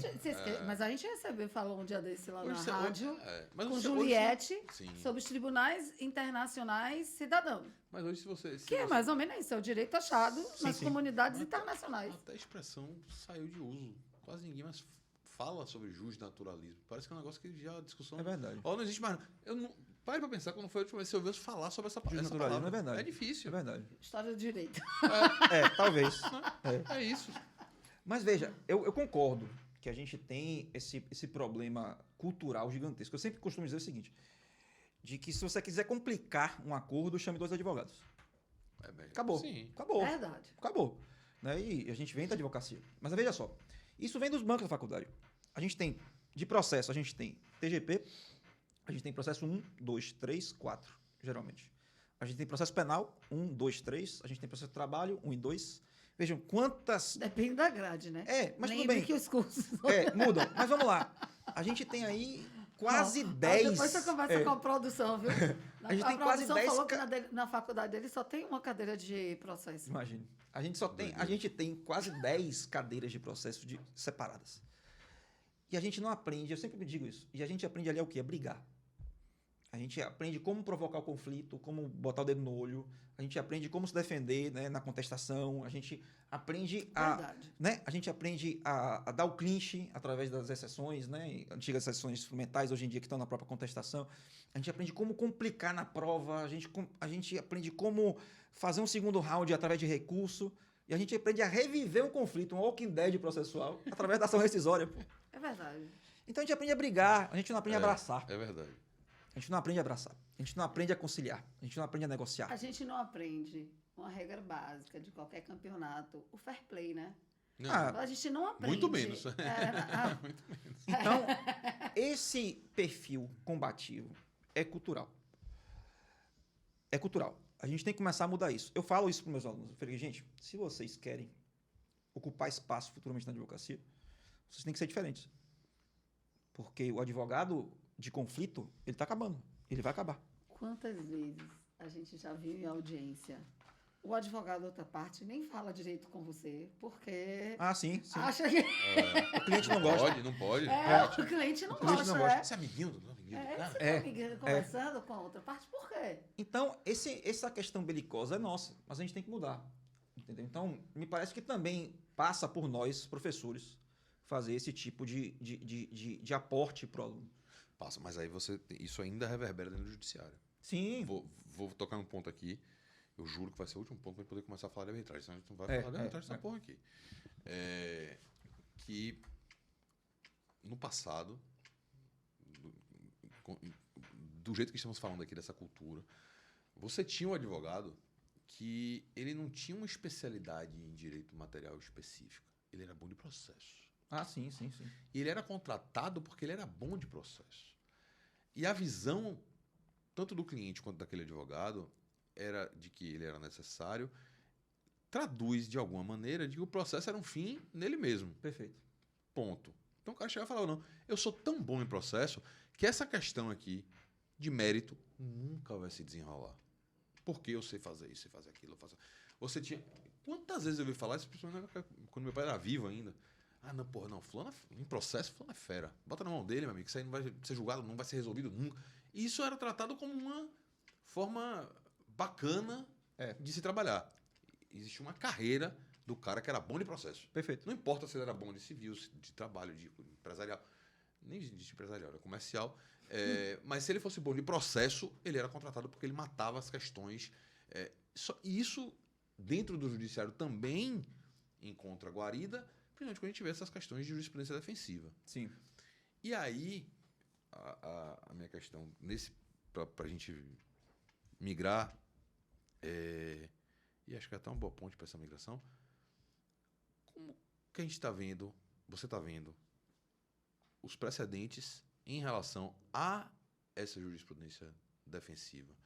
Existem precedentes que cristalizaram decisões defensivas do judiciário, ou isso está sendo desconstituído aos poucos? Porque é o que a gente falou, o advogado fica puto porque não vai ter mais tanto conflito, ele acha que isso vai diminuir a atividade dele, só que o judiciário também, durante décadas e décadas e décadas, não fazia questão nenhuma de julgar mérito.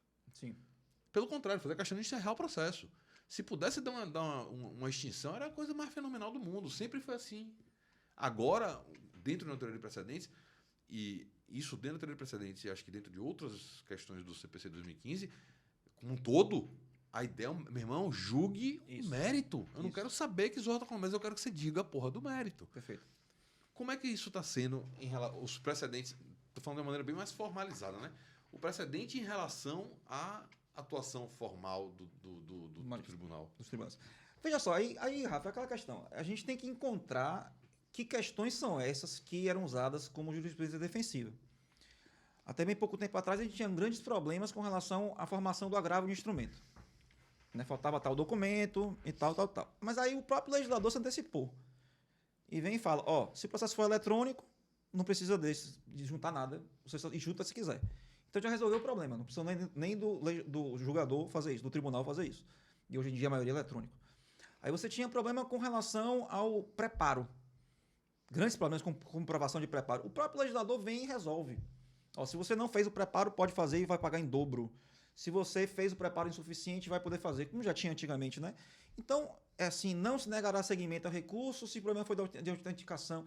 Então, já tem todo um aparato normativo legal, tá? Dentro do CPC, para a gente acabar com a jurisprudência defensiva. Tô passando um filme na cabeça. Né? Da época que De quando tudo, você né? entrar com a grava. Imagina, grava no Você ia terror. fazer cargo em processo. E as conferências? Fotocopiar Os estagiários- tudo. Os estagiários de hoje, velho. Era merda. O estagiário de hoje tá numa vida muito mais tranquila, rapaz. Entendeu? É porque a gente... Por isso que esse povo fuma pendrive o tempo todo, esse menino agora, porque tá Perfeito. tá sobrando tempo, não tem que estar Rapaz, tirando cópia de peça, já grava. Você carregar autos processuais formava caráter, rapaz. Isso é formação de caráter, velho. Então, vem cá, Rodrigo, e a época das legislações impressas? Você no ônibus, cheio de negócio. Não, e as legislações impressas? Eu me Que nem senti existiam gente. nem códigos Verdade. condensados. Não. Nem edições Não, Era existia, cada uma não. separada. Eu me senti gente quando eu comprei meu Código Civil. Eu me senti gente. Eu me senti ali gente juridicamente. Agora eu tenho um... Pô, velho, aí eu andava pra cima e pra baixo. Eu comecei a estagiar cedo no patronato, ia pra faculdade de terno com aquilo ali, pronto. A gente Me eu sentia, estudei na mesma velho. época que você no patronato. Acho que eu fui antes. Eu fui no terceiro semestre que eu comecei. No terceiro semestre eu comecei quinto semestre eu comecei no processo penal. Em Ministério Público. Eu sou da mesma época de Ciro do patronato. Então também foi comigo. Então é. Foi. Então as questões defensivas, você enxerga que o próprio CPC já... Eu acho que sim. debulhou Mas a gente tem praticamente algumas... todas. E eu acho que o STJ vai enfrentar isso, sim. se surgir, tem tido um bom entendimento sobre essa questão do julgamento da primazia da decisão do mérito, tá certo? É um movimento. A gente ainda tem certos juízes aqui e ali, mas a gente não vê mais grandes discussões sobre legitimidade, Sim. a não ser em casos limítrofes, né? Ou talvez na tutela coletiva a gente tenha mais isso. Mas no processo individual, eu percebo cada vez menos essas questões de pressupostos processuais importando. Deixa de ser preocupação, né? Deixa de ser preocupação. Né? Não que sejam desimportantes, mas assim, deixa de ser uma grande preocupação. Eu percebo isso. Sonável demais, né?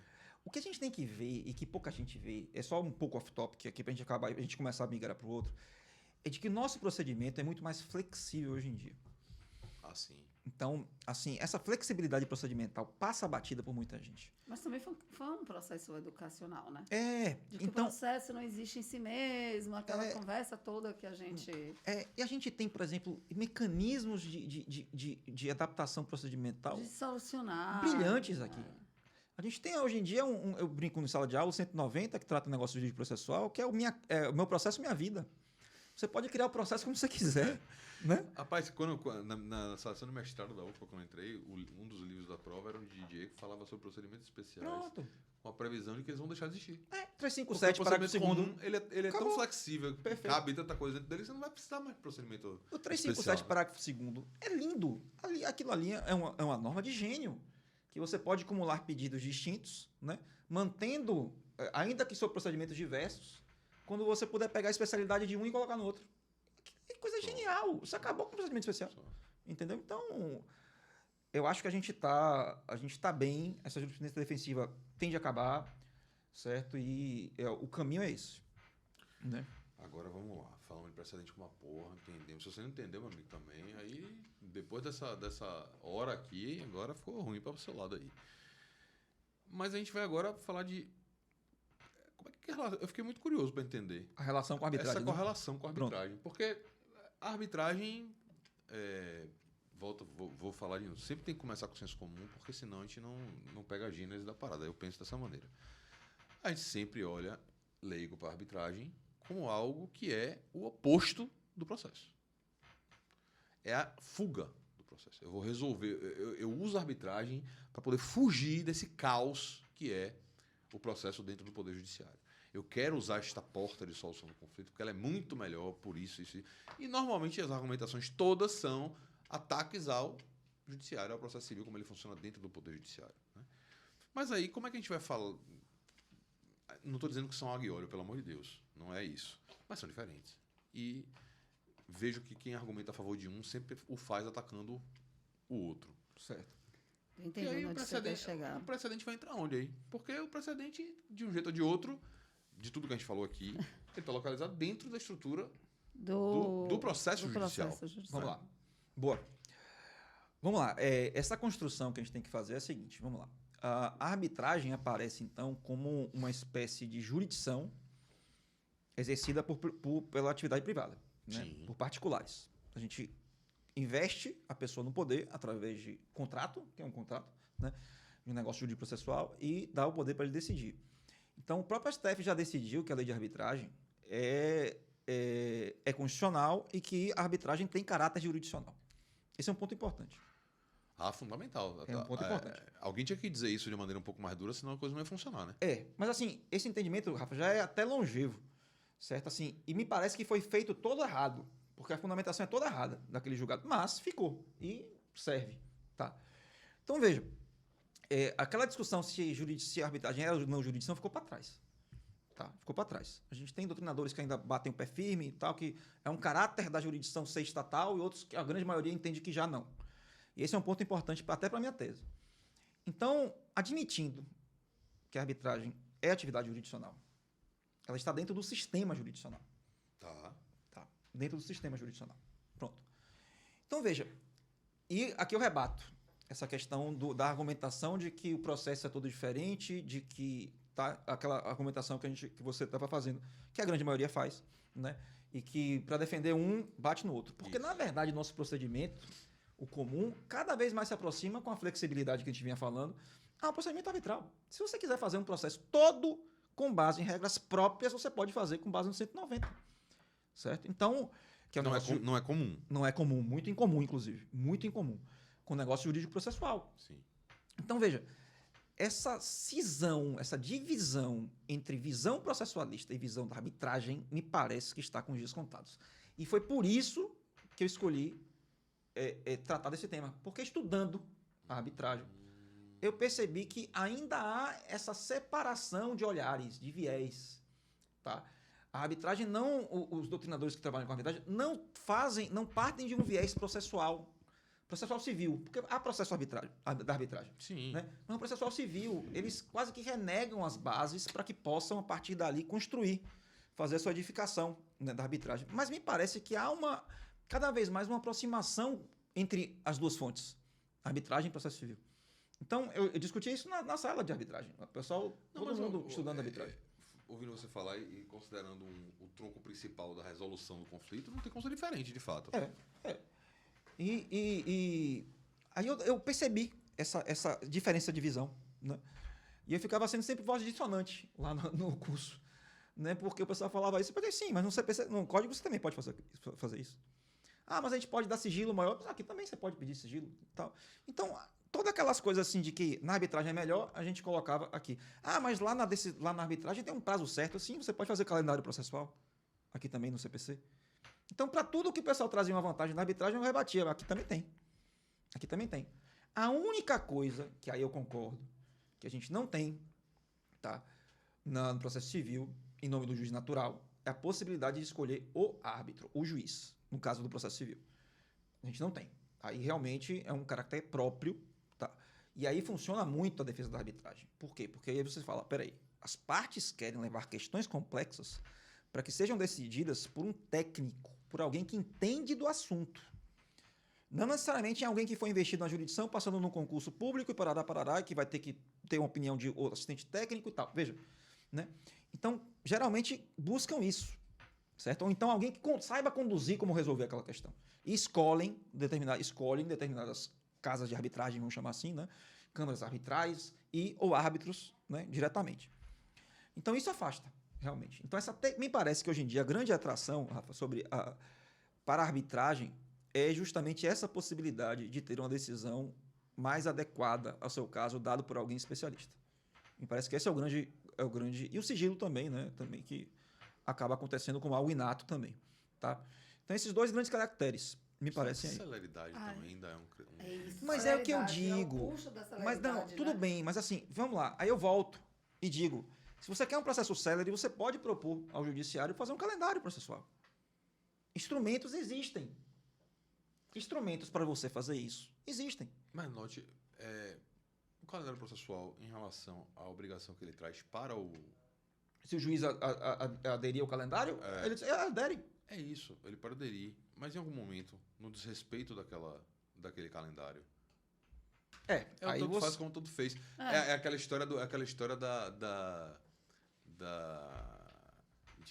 da norma que obriga o juiz e não tem nenhum tipo de sanção. É aquele meme, própria, né? Aquele meme, né? Não pode dançar agarrado, mas se quiser pode. Isso. Né? Então, imagine, eu vim aqui lhe propor um calendário processual.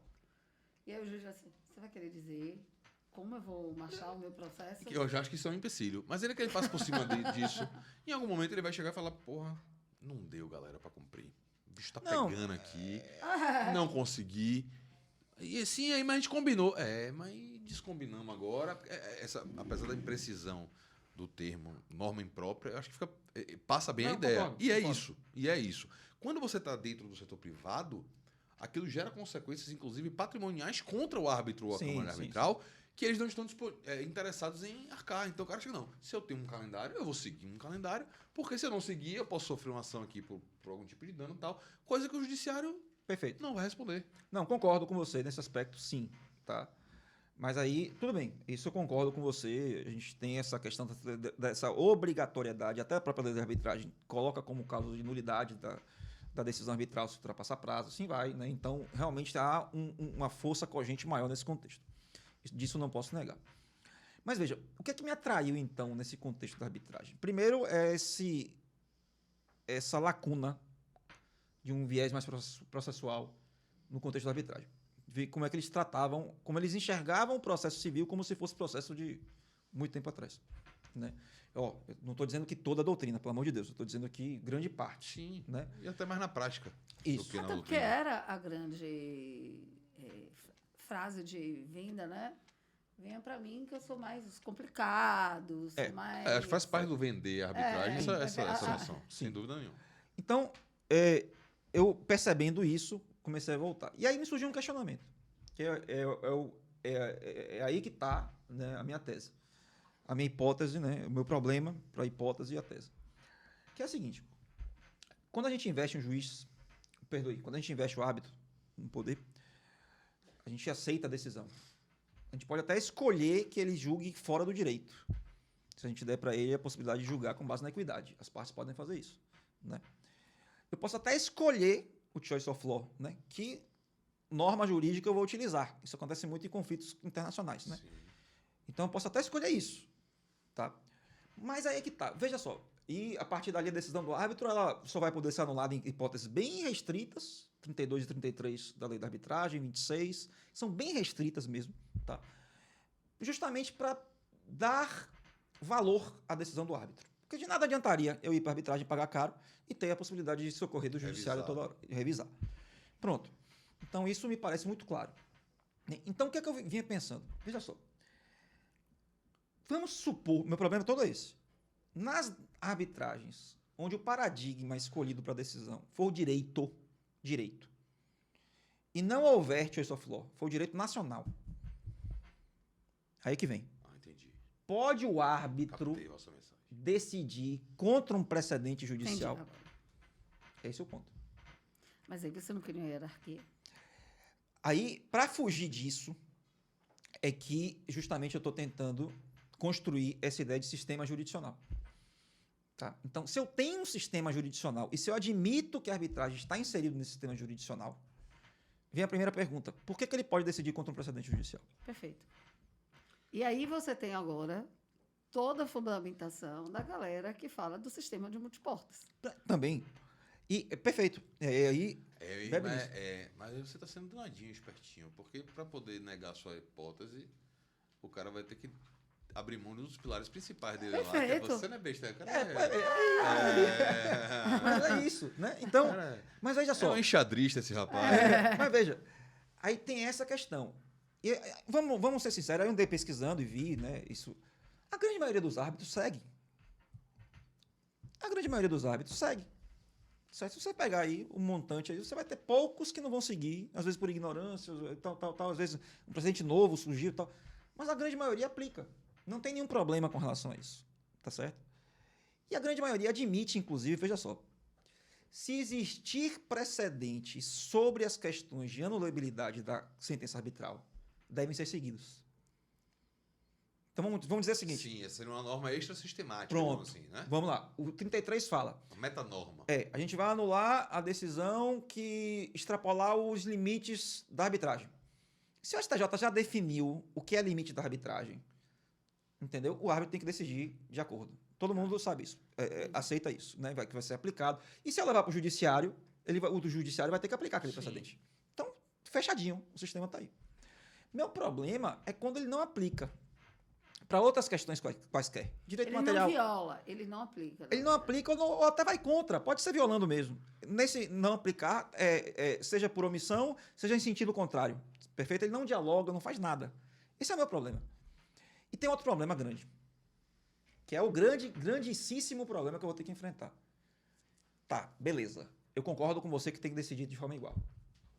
Eu tô com a pergunta aqui. E aí, como é que eu vou fazer para recorrer? A fiscalização. Pronto. Né? Esse é o problema. Por quê? Porque a ação anulatória do 33, da lei de arbitragem, ela é para hipóteses bem pequenas. Então, aí meu problema é esse. Meu problema é, e que todo mundo fala, beleza, aí a grande maioria da doutrina fala o seguinte, não, tudo bem, deveria aplicar. Mas se não aplicar, não tem problema, porque você não vai poder revisar. O judiciário não pode revisar o conteúdo. Só poderia se fosse precedente quanto à forma da arbitragem, mas quanto ao conteúdo não poderia. E aí meu trabalho é esse, é encaixar dentro das hipóteses de ação anulatória a possibilidade de revisão. E eu tenho dois fundamentos básicos para isso. Primeiro. Mas você está partindo do pressuposto, então, de que a observância de precedente é obrigatória. Sim, eu tô... Tá, então eu tô entendendo. Tô entendendo. Vá, o continua. primeiro problema eu enfrento. É obrigatório, porque faz parte do sistema. Certo. E aí me abraço também com a própria... o estudo empírico. A grande maioria dos hábitos segue. Já faz isso. Pronto. Tá? Aí vem o segundo problema. Tá, e se não fizer, como é que vai fazer para corrigir? Que esse é o questionamento. Esse é o questionamento. Entendeu? Então, veja, aí a gente tem aqui, me parece que duas possibilidades. Primeiro, 32, inciso 4.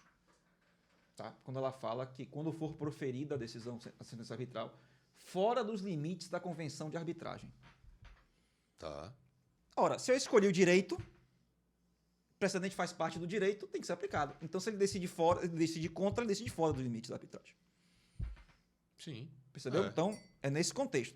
Eu vou ter que dar uma nova roupagem, entendimento que é limite, vou ter que investigar isso, vou ter que fazer uma argumentação.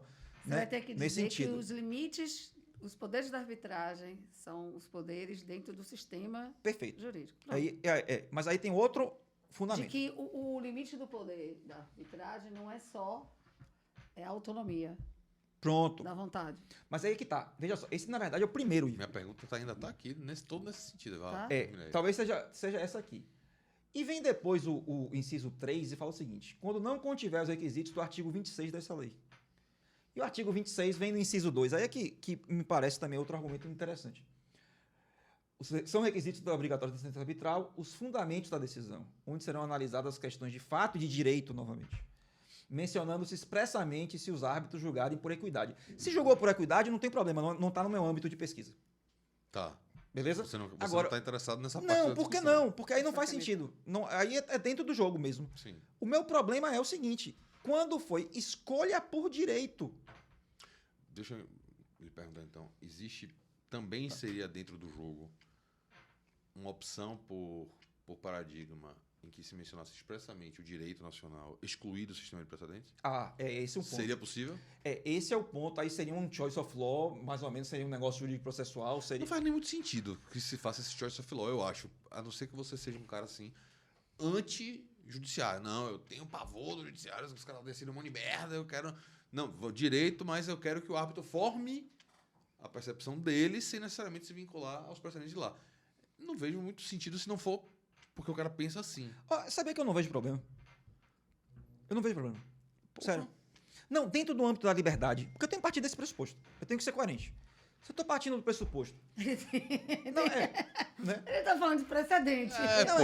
Coerência. Mas porque veja só, se eu admito que a liberdade, quando eu falo de negócio jurídico processual, quando eu analiso o CPC como um todo, que a liberdade, né, para você estabelecer um processo seu e nesses limites, e que a arbitragem bebe muito nisso, e que eu falo que o processo civil também tem que beber nisso, já que é a aproximação, eu tenho que ser coerente e dizer não, eu não vejo nenhum problema. Não vejo nenhum problema. Meu problema é quando só escolhe por direito, que é a grande maioria. Tá? Que é a grande maioria. Então, quando a gente tem esse problema por direito, me parece que a gente tem que olhar para essas questões de que o artigo 26 se refere a direito e de que julgar dentro do direito está dentro dos limites da Convenção de Arbitragem. Tá? Então, o meu campo de atuação é esse, é encontrar esses dois limites. E outra... Nesse momento, você está meio que inserindo esse privado, essa noção de que a... Pagou aqui o mico. Essa noção de que é fundamental da arbitragem, que é ser setor privado. Mas o que você está trazendo reforça ainda mais que, apesar de ser algo do setor privado, há uma vinculação à esfera pública, justamente pela ideia de ser jurisdição, e que, pelo fato de ser jurisdição, de algumas coisas não dá para abrir mão. Sim. Pronto. E algumas dessas coisas que não dá para abrir Não dá mão pra se estão afastar dentro do público. tanto. Vamos lá. O paradigma normativo, né? Eu vou fugir dessa discussão de público-privado, porque, na minha visão... Ia ser pior ainda, porque, na minha visão, a gente tem um sistema normativo. Né? Então, integra-se a partir das normas aglutinadoras da igualdade, assim vai, né? Coerência, integridade. É um único. É um único. Então, veja, Rafa, tem um ponto muito importante nesse contexto, que é o seguinte, e está lá no início da conversa da gente, desse podcast. O pessoal vai notar isso. Veja, não há liberdade para decidir. O juiz não tem liberdade para decidir. Se o juiz não tem. Por que o árbitro tem? Dentro do direito, dentro do que é direito. Quando é equidade, tá tranquilo.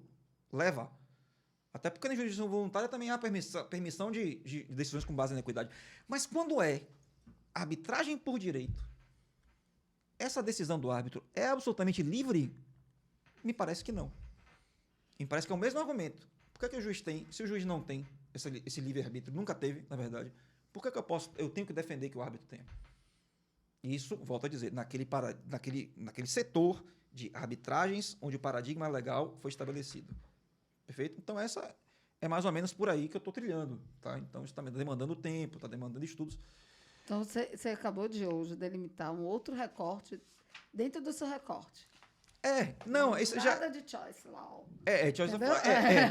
Mas eu vou ter que enfrentar. Eu vou ter que enfrentar, né? Para eu vou ter que enfrentar. O seu recorte, para justificar o seu recorte. Eu fiquei agora com um monte de pergunta que não tem porra nenhuma a ver com...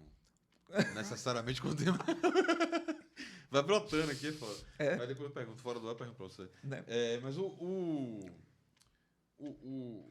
seu fascínio por essa ideia parte de você querer... É uma coisa que você quer, realmente, que as pessoas entendam que a arbitragem é o processo também. Você tem isso na cabeça? Veja só. E que não é ruim por isso, e que não é ruim ser processo. Entendi. Não, assim, o que me atrai nessa discussão é a visão sistêmica. Tá? Isso aí é a visão sistêmica. Certo? Então, e responder essas perguntas, poxa. Essas perguntas de que qual é o âmbito de liberdade do árbitro? Você vai discutir, basicamente, meta-questões. Sim, também. Isso, você não vai fugir. Dessa você não tem como fugir. Não vou. Você vai ter que... Algumas questões que são metas são necessárias porque são que explicam a própria ideia de sistema e se você não questionar elas, não tem como você encaixar a ideia que você trouxe. Perfeito. Eu tenho um medo horroroso de discussões de situações meta, porque você começa a mexer de um jeito que você eventualmente pode desnaturar tudo que você tá falando ali, porque você tá vindo de fora para dentro. Né? Rafa, deixa eu te fazer uma pergunta. Você está fazendo ensaio da banca de qualificação dele? Fazendo perguntas bem para ele botar mais 10 páginas na dissertação desse. Não tinha nada a ver com o assunto, mas eu vou falar sobre isso aqui. Pronto. E aí vai engordando o trabalho, pô, é bom engordar também. E aí, vou lhe fazer uma pergunta nesse sentido, meta da coisa. Você enxerga hoje, veja, não necessariamente tem a ver com a porra que a gente está conversando aqui. Você enxerga hoje, existe o mesmo tipo de liberdade que existe na convenção arbitral na celebração de negócios jurídicos processuais? O tipo de liberdade é o mesmo e você pode exercer os mesmos tipos de escolhas? Para mim, sim. Mas o STJ vem dando outra roupagem. Tá, o STJ vem analisando os limites do negócio jurídico processual com rigor. Bastante rigor formalismo. Mesmo. Chatice. Tem limitado demais. Tomando a liberdade da galera, né? Muito. Não, mas muito. É porque para pensar. Se a gente puxar esse tema, já foi. E se você for para pensar nessas meta-questões, o cara vai ter um processo judicial dentro do judiciário que não respeita o judiciário, se ele quiser. Basta celebrar um negócio jurídico processual.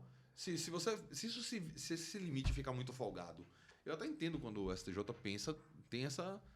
que você colocou, não sabia. Você me respondeu. Faz muito sentido que ele tenha esse tipo de posicionamento, porque senão o cara vai chegar a determinado momento que ele vai desnaturar. Aí, qual é o problema? Não faz parte do negócio. Outra coisa. Mas veja só, 2 pessoas grandes, vacinadas, adultas, ricas, que em pé de igualdade. De ricos que eu digo assim, não há vulnerabilidade.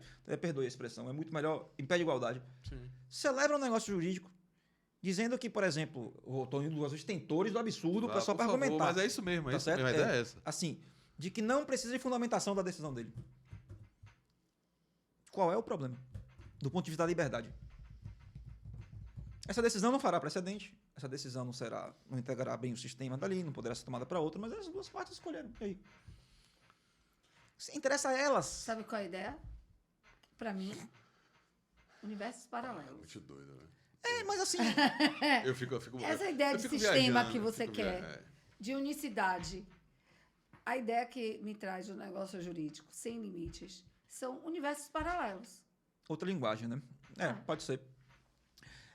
Assim, eu acho que integra o próprio sistema. Porque você porque veja só, você dentro do sistema de arbitragem, É um sistema só você, tudo bem. Você está na arbitragem. Eu não quero me submeter ao regime de precedentes. Então, aquela pergunta que eu fiz aqui, ó, é direito fora ter os precedentes, tá? Os precedentes formalizados. É a mesma coisa de você fazer isso no procedimento comum, no processo civil? Porque você chegar dentro do procedimento comum, no processo civil, e dizer assim, ó, através do negócio a jurídico, gente está celebrando um negócio jurídico processual aqui de que não se aplicam precedentes na nossa demanda. Vamos lá. É assim... É uma questão meta de novo. Não, eu concordo. E desnatura, na minha ignorância aqui, na minha escuridão, desnatura o processo. Não, vamos lá. Assim, eu volto a dizer, eu sou bastante liberal no que diz respeito ao negócio jurídico processual. Por isso eu tenho um viés. Então, a minha resposta tende sempre a Tá ser... valendo. Tá valendo. Se as partes acordaram, não há nenhum dos limites do 190 do parágrafo único, não tem nenhum problema de liberdade, de escolha, tá valendo. Tá? Mas aí eu concordo que eu tenho uma visão bastante liberal para esse assunto. Posso... Aí só botar uma pimentinha. Lógico. Quer dizer que aquela hipótese de liberdade, do livre discernimento, só não existe para o julgador. Porque para as partes, você é livre para fazer o que você quiser. Nesse contexto é mais porque o julgador é o Estado. Porque os dois estão querendo, né? É, a justificativa é só essa, né? A gente tem um pé de igualdade e em concordância. Eu parto desse pressuposto, entendeu? Por que o juiz vai... Exemplo clássico, né? A gente limita a prova. Só pode prova documental, não quero testemunha. Aí o juiz vem e diz, não, eu quero ouvir testemunha. Por quê? Por quê? Essa é uma questão. Porque, assim, se eu pudesse dar determinadas roupagens para o procedimento comum, mesmo dentro dessa liberdade toda, de fato a arbitragem se torna desnecessária. Porque você tem um árbitro, só que dentro do Poder Judiciário, respeitando uma regra de distribuição, seria a única coisa que você ia utilizar do Estado. O juiz natural, né? Isso aí é mais barato. Você chegava... não, eu fiz uma convenção arbitral gigantesca aqui. Não, eu não vou fazer isso. Porque quando eu for lá para a arbitragem, o meu custo com a arbitragem é alto. Eu vou fazer o seguinte, eu vou pegar essa convenção arbitral, vou transformar em um negócio jurídico processual dentro da nossa avença, de modo que, não, vai chegar lá, não me a decisão não se submeterá a grau de recurso, a decisão será definitiva, a decisão, calendário processual, parâmetro, pronto. Eu vou ter uma arbitragem gratuita, baseada em custos processuais, digamos assim, né? Mas veja, aí eu pergunto de novo, tem instrumento para isso no CPC? Tem.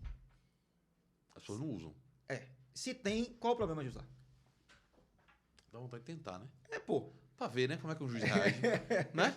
Chegar assim, não, bora salvar um contrato de aluguel aqui fictício, vamos colocar lá umas cláusulas de negócio de processual, vamos levar para um... Eu fiz isso. E aí? Recentemente deu certo, assim. Não, no contrato, a gente não teve nenhum problema ainda. Tá. Né? Mas no contrato... Mas, vamos colocar umas previsões aqui e vamos ajuizar para ver que porra que... fazer teste, dá. né? Porque no mundo das ideias, a questão e dentro da sua visão, negócio de processual é um negócio...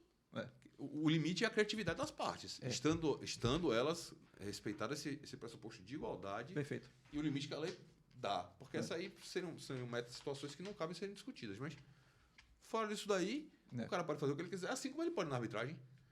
Se na arbitragem você... Porque, para mim, a possibilidade de você determinar, por mais complexa que seja a situação, que um julgamento possa ser por equidade, isso para mim já é o limite do limite do limite do limite de quem entende o sistema jurídico por uma visão um pouco mais minimamente formal, porque você está abrindo mão de tudo. Tudo. Se você pode isso, meu irmão, porra. Aí vai para qualquer coisa. Tem outras coisas que... Besteira, fichinha, você vai, né? Vai pro... Só pra gente não terminar, para não dizer que eu não falei das flores. A gente falou aqui em um determinado momento que o seu trabalho já tinha uma visão prévia de precedente, já funcionava sob uma lógica de precedentes muito antes de o CPC 2015 chegar. Apesar disso, ou em soma a isso, quando o CPC de 15 chegou, você conhece alguma mudança procedimental no seu trabalho? Ou eles olharam para aquilo e falaram, não, do jeito que está aqui a gente já está bem? Houve uma interligação. Você tem, inclusive, o CPC pegando fórmulas de lá para gestão de recursos repetitivos, por exemplo. Sim. né? Julgamento de recurso de revista repetitivos, lá estava mais avançado, a gente trouxe para cá. A galera, Então, a galera teve- de processualista de trabalho, quando veio falar de recurso repetitivo, isso já conversa há muito tempo. Então teve essa interligação, na verdade. Na verdade, acho que agora o sistema está mais coeso. Tá? Aí, para a experiência deles, migrando para nós, digamos assim. Certo? O outro caminho não foi tão... Eu acho que não, porque não precisava. Já estava muito tava redondinho, né? Sempre se. Isso a gente tem que falar bem da Justiça do Trabalho. Né? Eu tenho graves problemas com relação a algumas questões do processo de trabalho, mas quanto ao respeito aos anunciados do TST, isso sempre foi bastante. Exemplar, né? Foi exemplar. Foi exemplar. Certo? Você tinha um recurso de revista, você tinha vários mecanismos para você, né, argumentar quanto a isso e funcionava bem. Tá? Então, nesse quesito, eu acho que essa adaptação não foi necessária, Rafa. Acho que eles já trabalhavam melhor do que a gente. Eles já estavam na frente. Sim. É. Custa admitir, mas sim. O processo de trabalho tem alguma autonomia, né? Científica, Você não gosta não, mas né? tem, né? Assim, eles brigaram muito por isso, né? Eles chegam onde tem... É muito parecido Você com o vê que ele movimento fala de eles. independência. Não, mas é muito É quando parecido... assim, eles não Não, somos nós. Não, mas é muito parecido com o movimento que aconteceu com o processo penal, pô. Porque no movimento de independência científico, precisavam ter as premissas próprias, todo esse mecanismo. Mas se a gente analisar bem, há um elo que liga todos os processos. Não, sim. Que é a TGP. Sim, há uma teoria geral do processo. É. Isso é um fato. É a TGP. Então, a TGP é a EVA, né? Para quem segue o pensamento religioso. Ou então é a Lucy, né? Que é o ancestral mais antigo que a gente já encontrou, né? Para quem é mais, né, de outra leve mais científica. Então, a TGP faz esse papel de ligação, de ancestral comum, né? Então, acho que eu não estou reputando eles aqui nesse sentido de adversários, não. Agora vem cá, deixa eu só fazer Colegas uma pergunta. distantes, não adversários. Eu só vou fazer Você não, uma pergunta. você não chamaria para seu aniversário, para sua festa de aniversário. Não. Eu só tô lembrando, porque a gente sempre comentou isso, Rafael, Por quê? que Rodrigo era uma das pessoas mais produtivas e os melhores textos, É verdade. né, das redes sociais. É verdade. Você migrou pro TikTok, aquele assim, faz dancinha? Não, eu tô mais no Instagram agora, né? E assim... Será que eu te sigo? Porque o Facebook eu sigo todas as publicações. Mas assim, até publicado pouco. Eu tenho mais, realmente, Nunca mais agora... um texto não. polêmico? Essa questão eu abandonei um pouquinho mesmo. Foi? Entendeu? Não fez nenhum meme, nada disso? Não, outro dia eu tava falando sobre a galera que usa... Eu vou usar isso aqui, porque isso tem alcance. Tá. Usa o assertivo como sinônimo de acertar. Como é isso? Falei. Sim. Né? Essa fala foi muito assertiva. Aí a pessoa fala assim, foi muito feliz na fala, foi muito, né? Sim. Acertou. Isso tem o menor sentido, né? Isso tá todo errado. Aí já fiz algumas publicações nesse É sentido. só porque a palavra aparece mesmo. Exatamente. Né? Não tem nada a ver. Assertivo não tem nada a ver com acertar. Mas realmente eu acabei migrando do Facebook, que já está abandonado, né? Praticamente, mais para o Instagram agora. Vou seguir. Não, mas eu acho... você tem perfil de Twitter, velho. Quer dizer, o Twitter não, agora Twitter. é X, né? X. X. Mas assim, eu tentei. Você eu tentei, tem. mas assim, para você, hoje em dia, o Twitter, para você conseguir engajamento, já está muito setorizado, entendeu? Então, para você conseguir reverberar, está muito setorizado. No Facebook eu tinha impacto mesmo, né? Acabava tendo até os memes de vez em quando circulando. Fala aí, Sim, fala aí é no isso que eu tô ar, fala aí. falando. É Rodrigo... É Ragi Salazar, @ eu nunca ia achar. Raj, eu ia achar que era aquele da novela. das Índias, né? Caminho das Índias. Você já ouviu essa antes, com certeza, né? Ragi Salazar. Salazar. @ Mas ali tá na minha pegada professor, na minha pegada corredor, né? Sim. E agora eu tô nessa vibe aí. Também, E agora vem cá, correndo, e quem você tá fazendo? postando menos porque tá correndo mais, pô. Com certeza. Verdade. Com Não certeza. tinha pensado nisso. Agora, outra coisa. Seu personal stylist também é BDV? Não. Porque você viu como ele veio vestido? É verdade. Você sabe, né? Camisa Quem manda na roupa de Rafael é Fred. Beleza, diz que gente rica mesmo, não importa a situação, tá de calça jeans e camisa preta. Essa eu não sabia, não. Não é de marca, não é nada, Bom, é você assim. traz no Então seu eu sou corpo exceção. Eu sou a sua exceção. declaração de imposto de renda. Eu sou exceção. Essa tatuagem até que não foram tão caras assim também, não. Rapaz, velho, obrigado de novo. Eu que agradeço. Sempre que gente. você vem Que dia você vai pegar a sensacional. Ferryboat? Sexta-feira agora. Não sei porque você me então lembra é disso, isso, velho. né? O dia que você tá pegando o Ferryboat não coincide mais com o dia da rádio. Exatamente. Entendi. Não, é porque antigamente não é isso não. Porque antigamente eu voltava de madrugada. Eu dava aula até Na 10 segunda horas. e voltava Isso. terça. Aí O voltava. programa era isso. terça. Aí eu voltava na último horário do ferry de terça. Então eu vinha, né, ouvindo vocês e conversando, pô. Então, Aí você era agora... Ouça. isso. É sexta e sábado. Não, eu ouço. Você eu bota tenho no... Eu tenho participado no YouTube. Tem uma Participado no YouTube. nunca Quando tem mais, tempo, aí eu tenho nunca mais participado. ouvi suas perguntas. Não. Mas assim, é um prazer estar aqui, gente. Eu agradeço mais uma vez, certo? E como eu falei para uma amiga minha agora, né? Eu sou amigo de vocês, pô. Sou de casa, então aqui. Mas é exatamente. verdade. Eu sei isso, eu sei disso. É verdade. Né? E é um prazer estar aqui com vocês, viu? Obrigado pelo convite. Que porra nenhuma. Sai de casa. Vilira, obrigado por ter vindo hoje. Ai, meu Deus do céu. Eu queria que os espectadores, ouvintes, seguidores, sei lá, seguimores, a galera de Rafael, fizesse um levantamento estatístico para ver quantos podcasts eu me ausentei. Vocês verão que são raríssimos. As seríssimas controvérsias e a minha estatística sempre será maior, Mica. Então, não tem nem o que discutir. Claro, eu Vou sou ficar chefe. de boa aqui, entendeu? RH que resolve esse problema aí. Tô fora. Até o próximo. Na próxima você vem? Venham. Rapaz, Colada. não prometo que você não pode cumprir, bicho. Olá, viu? Ele já me dispensou, você já percebeu, né? Você, ai, não, hoje tem não sei o que, hoje tem um prazo, tem um prazo, agora ainda um prazo. Não deixa pro último Alguém dia do tem que prazo. trabalhar, né? Ah, bom. Galera, esse foi mais um episódio do Podcast Aula Extra. Eu espero que você tenha gostado tanto quanto eu. Porque quando a gente tá com os convidados desse patamar aí, é ainda melhor. Então, se você ainda não se inscreveu, sino, o negócio todo aí, faça agora, velho, viu? Por favor. E se você gostou do assunto, chame algum amigo pra ver, indique, bote lá, porque a gente faz isso aqui justamente só pra levar conhecimento pra vocês mesmos, beleza? Semana que vem tem mais. Um abraço, valeu, tchau. Valeu.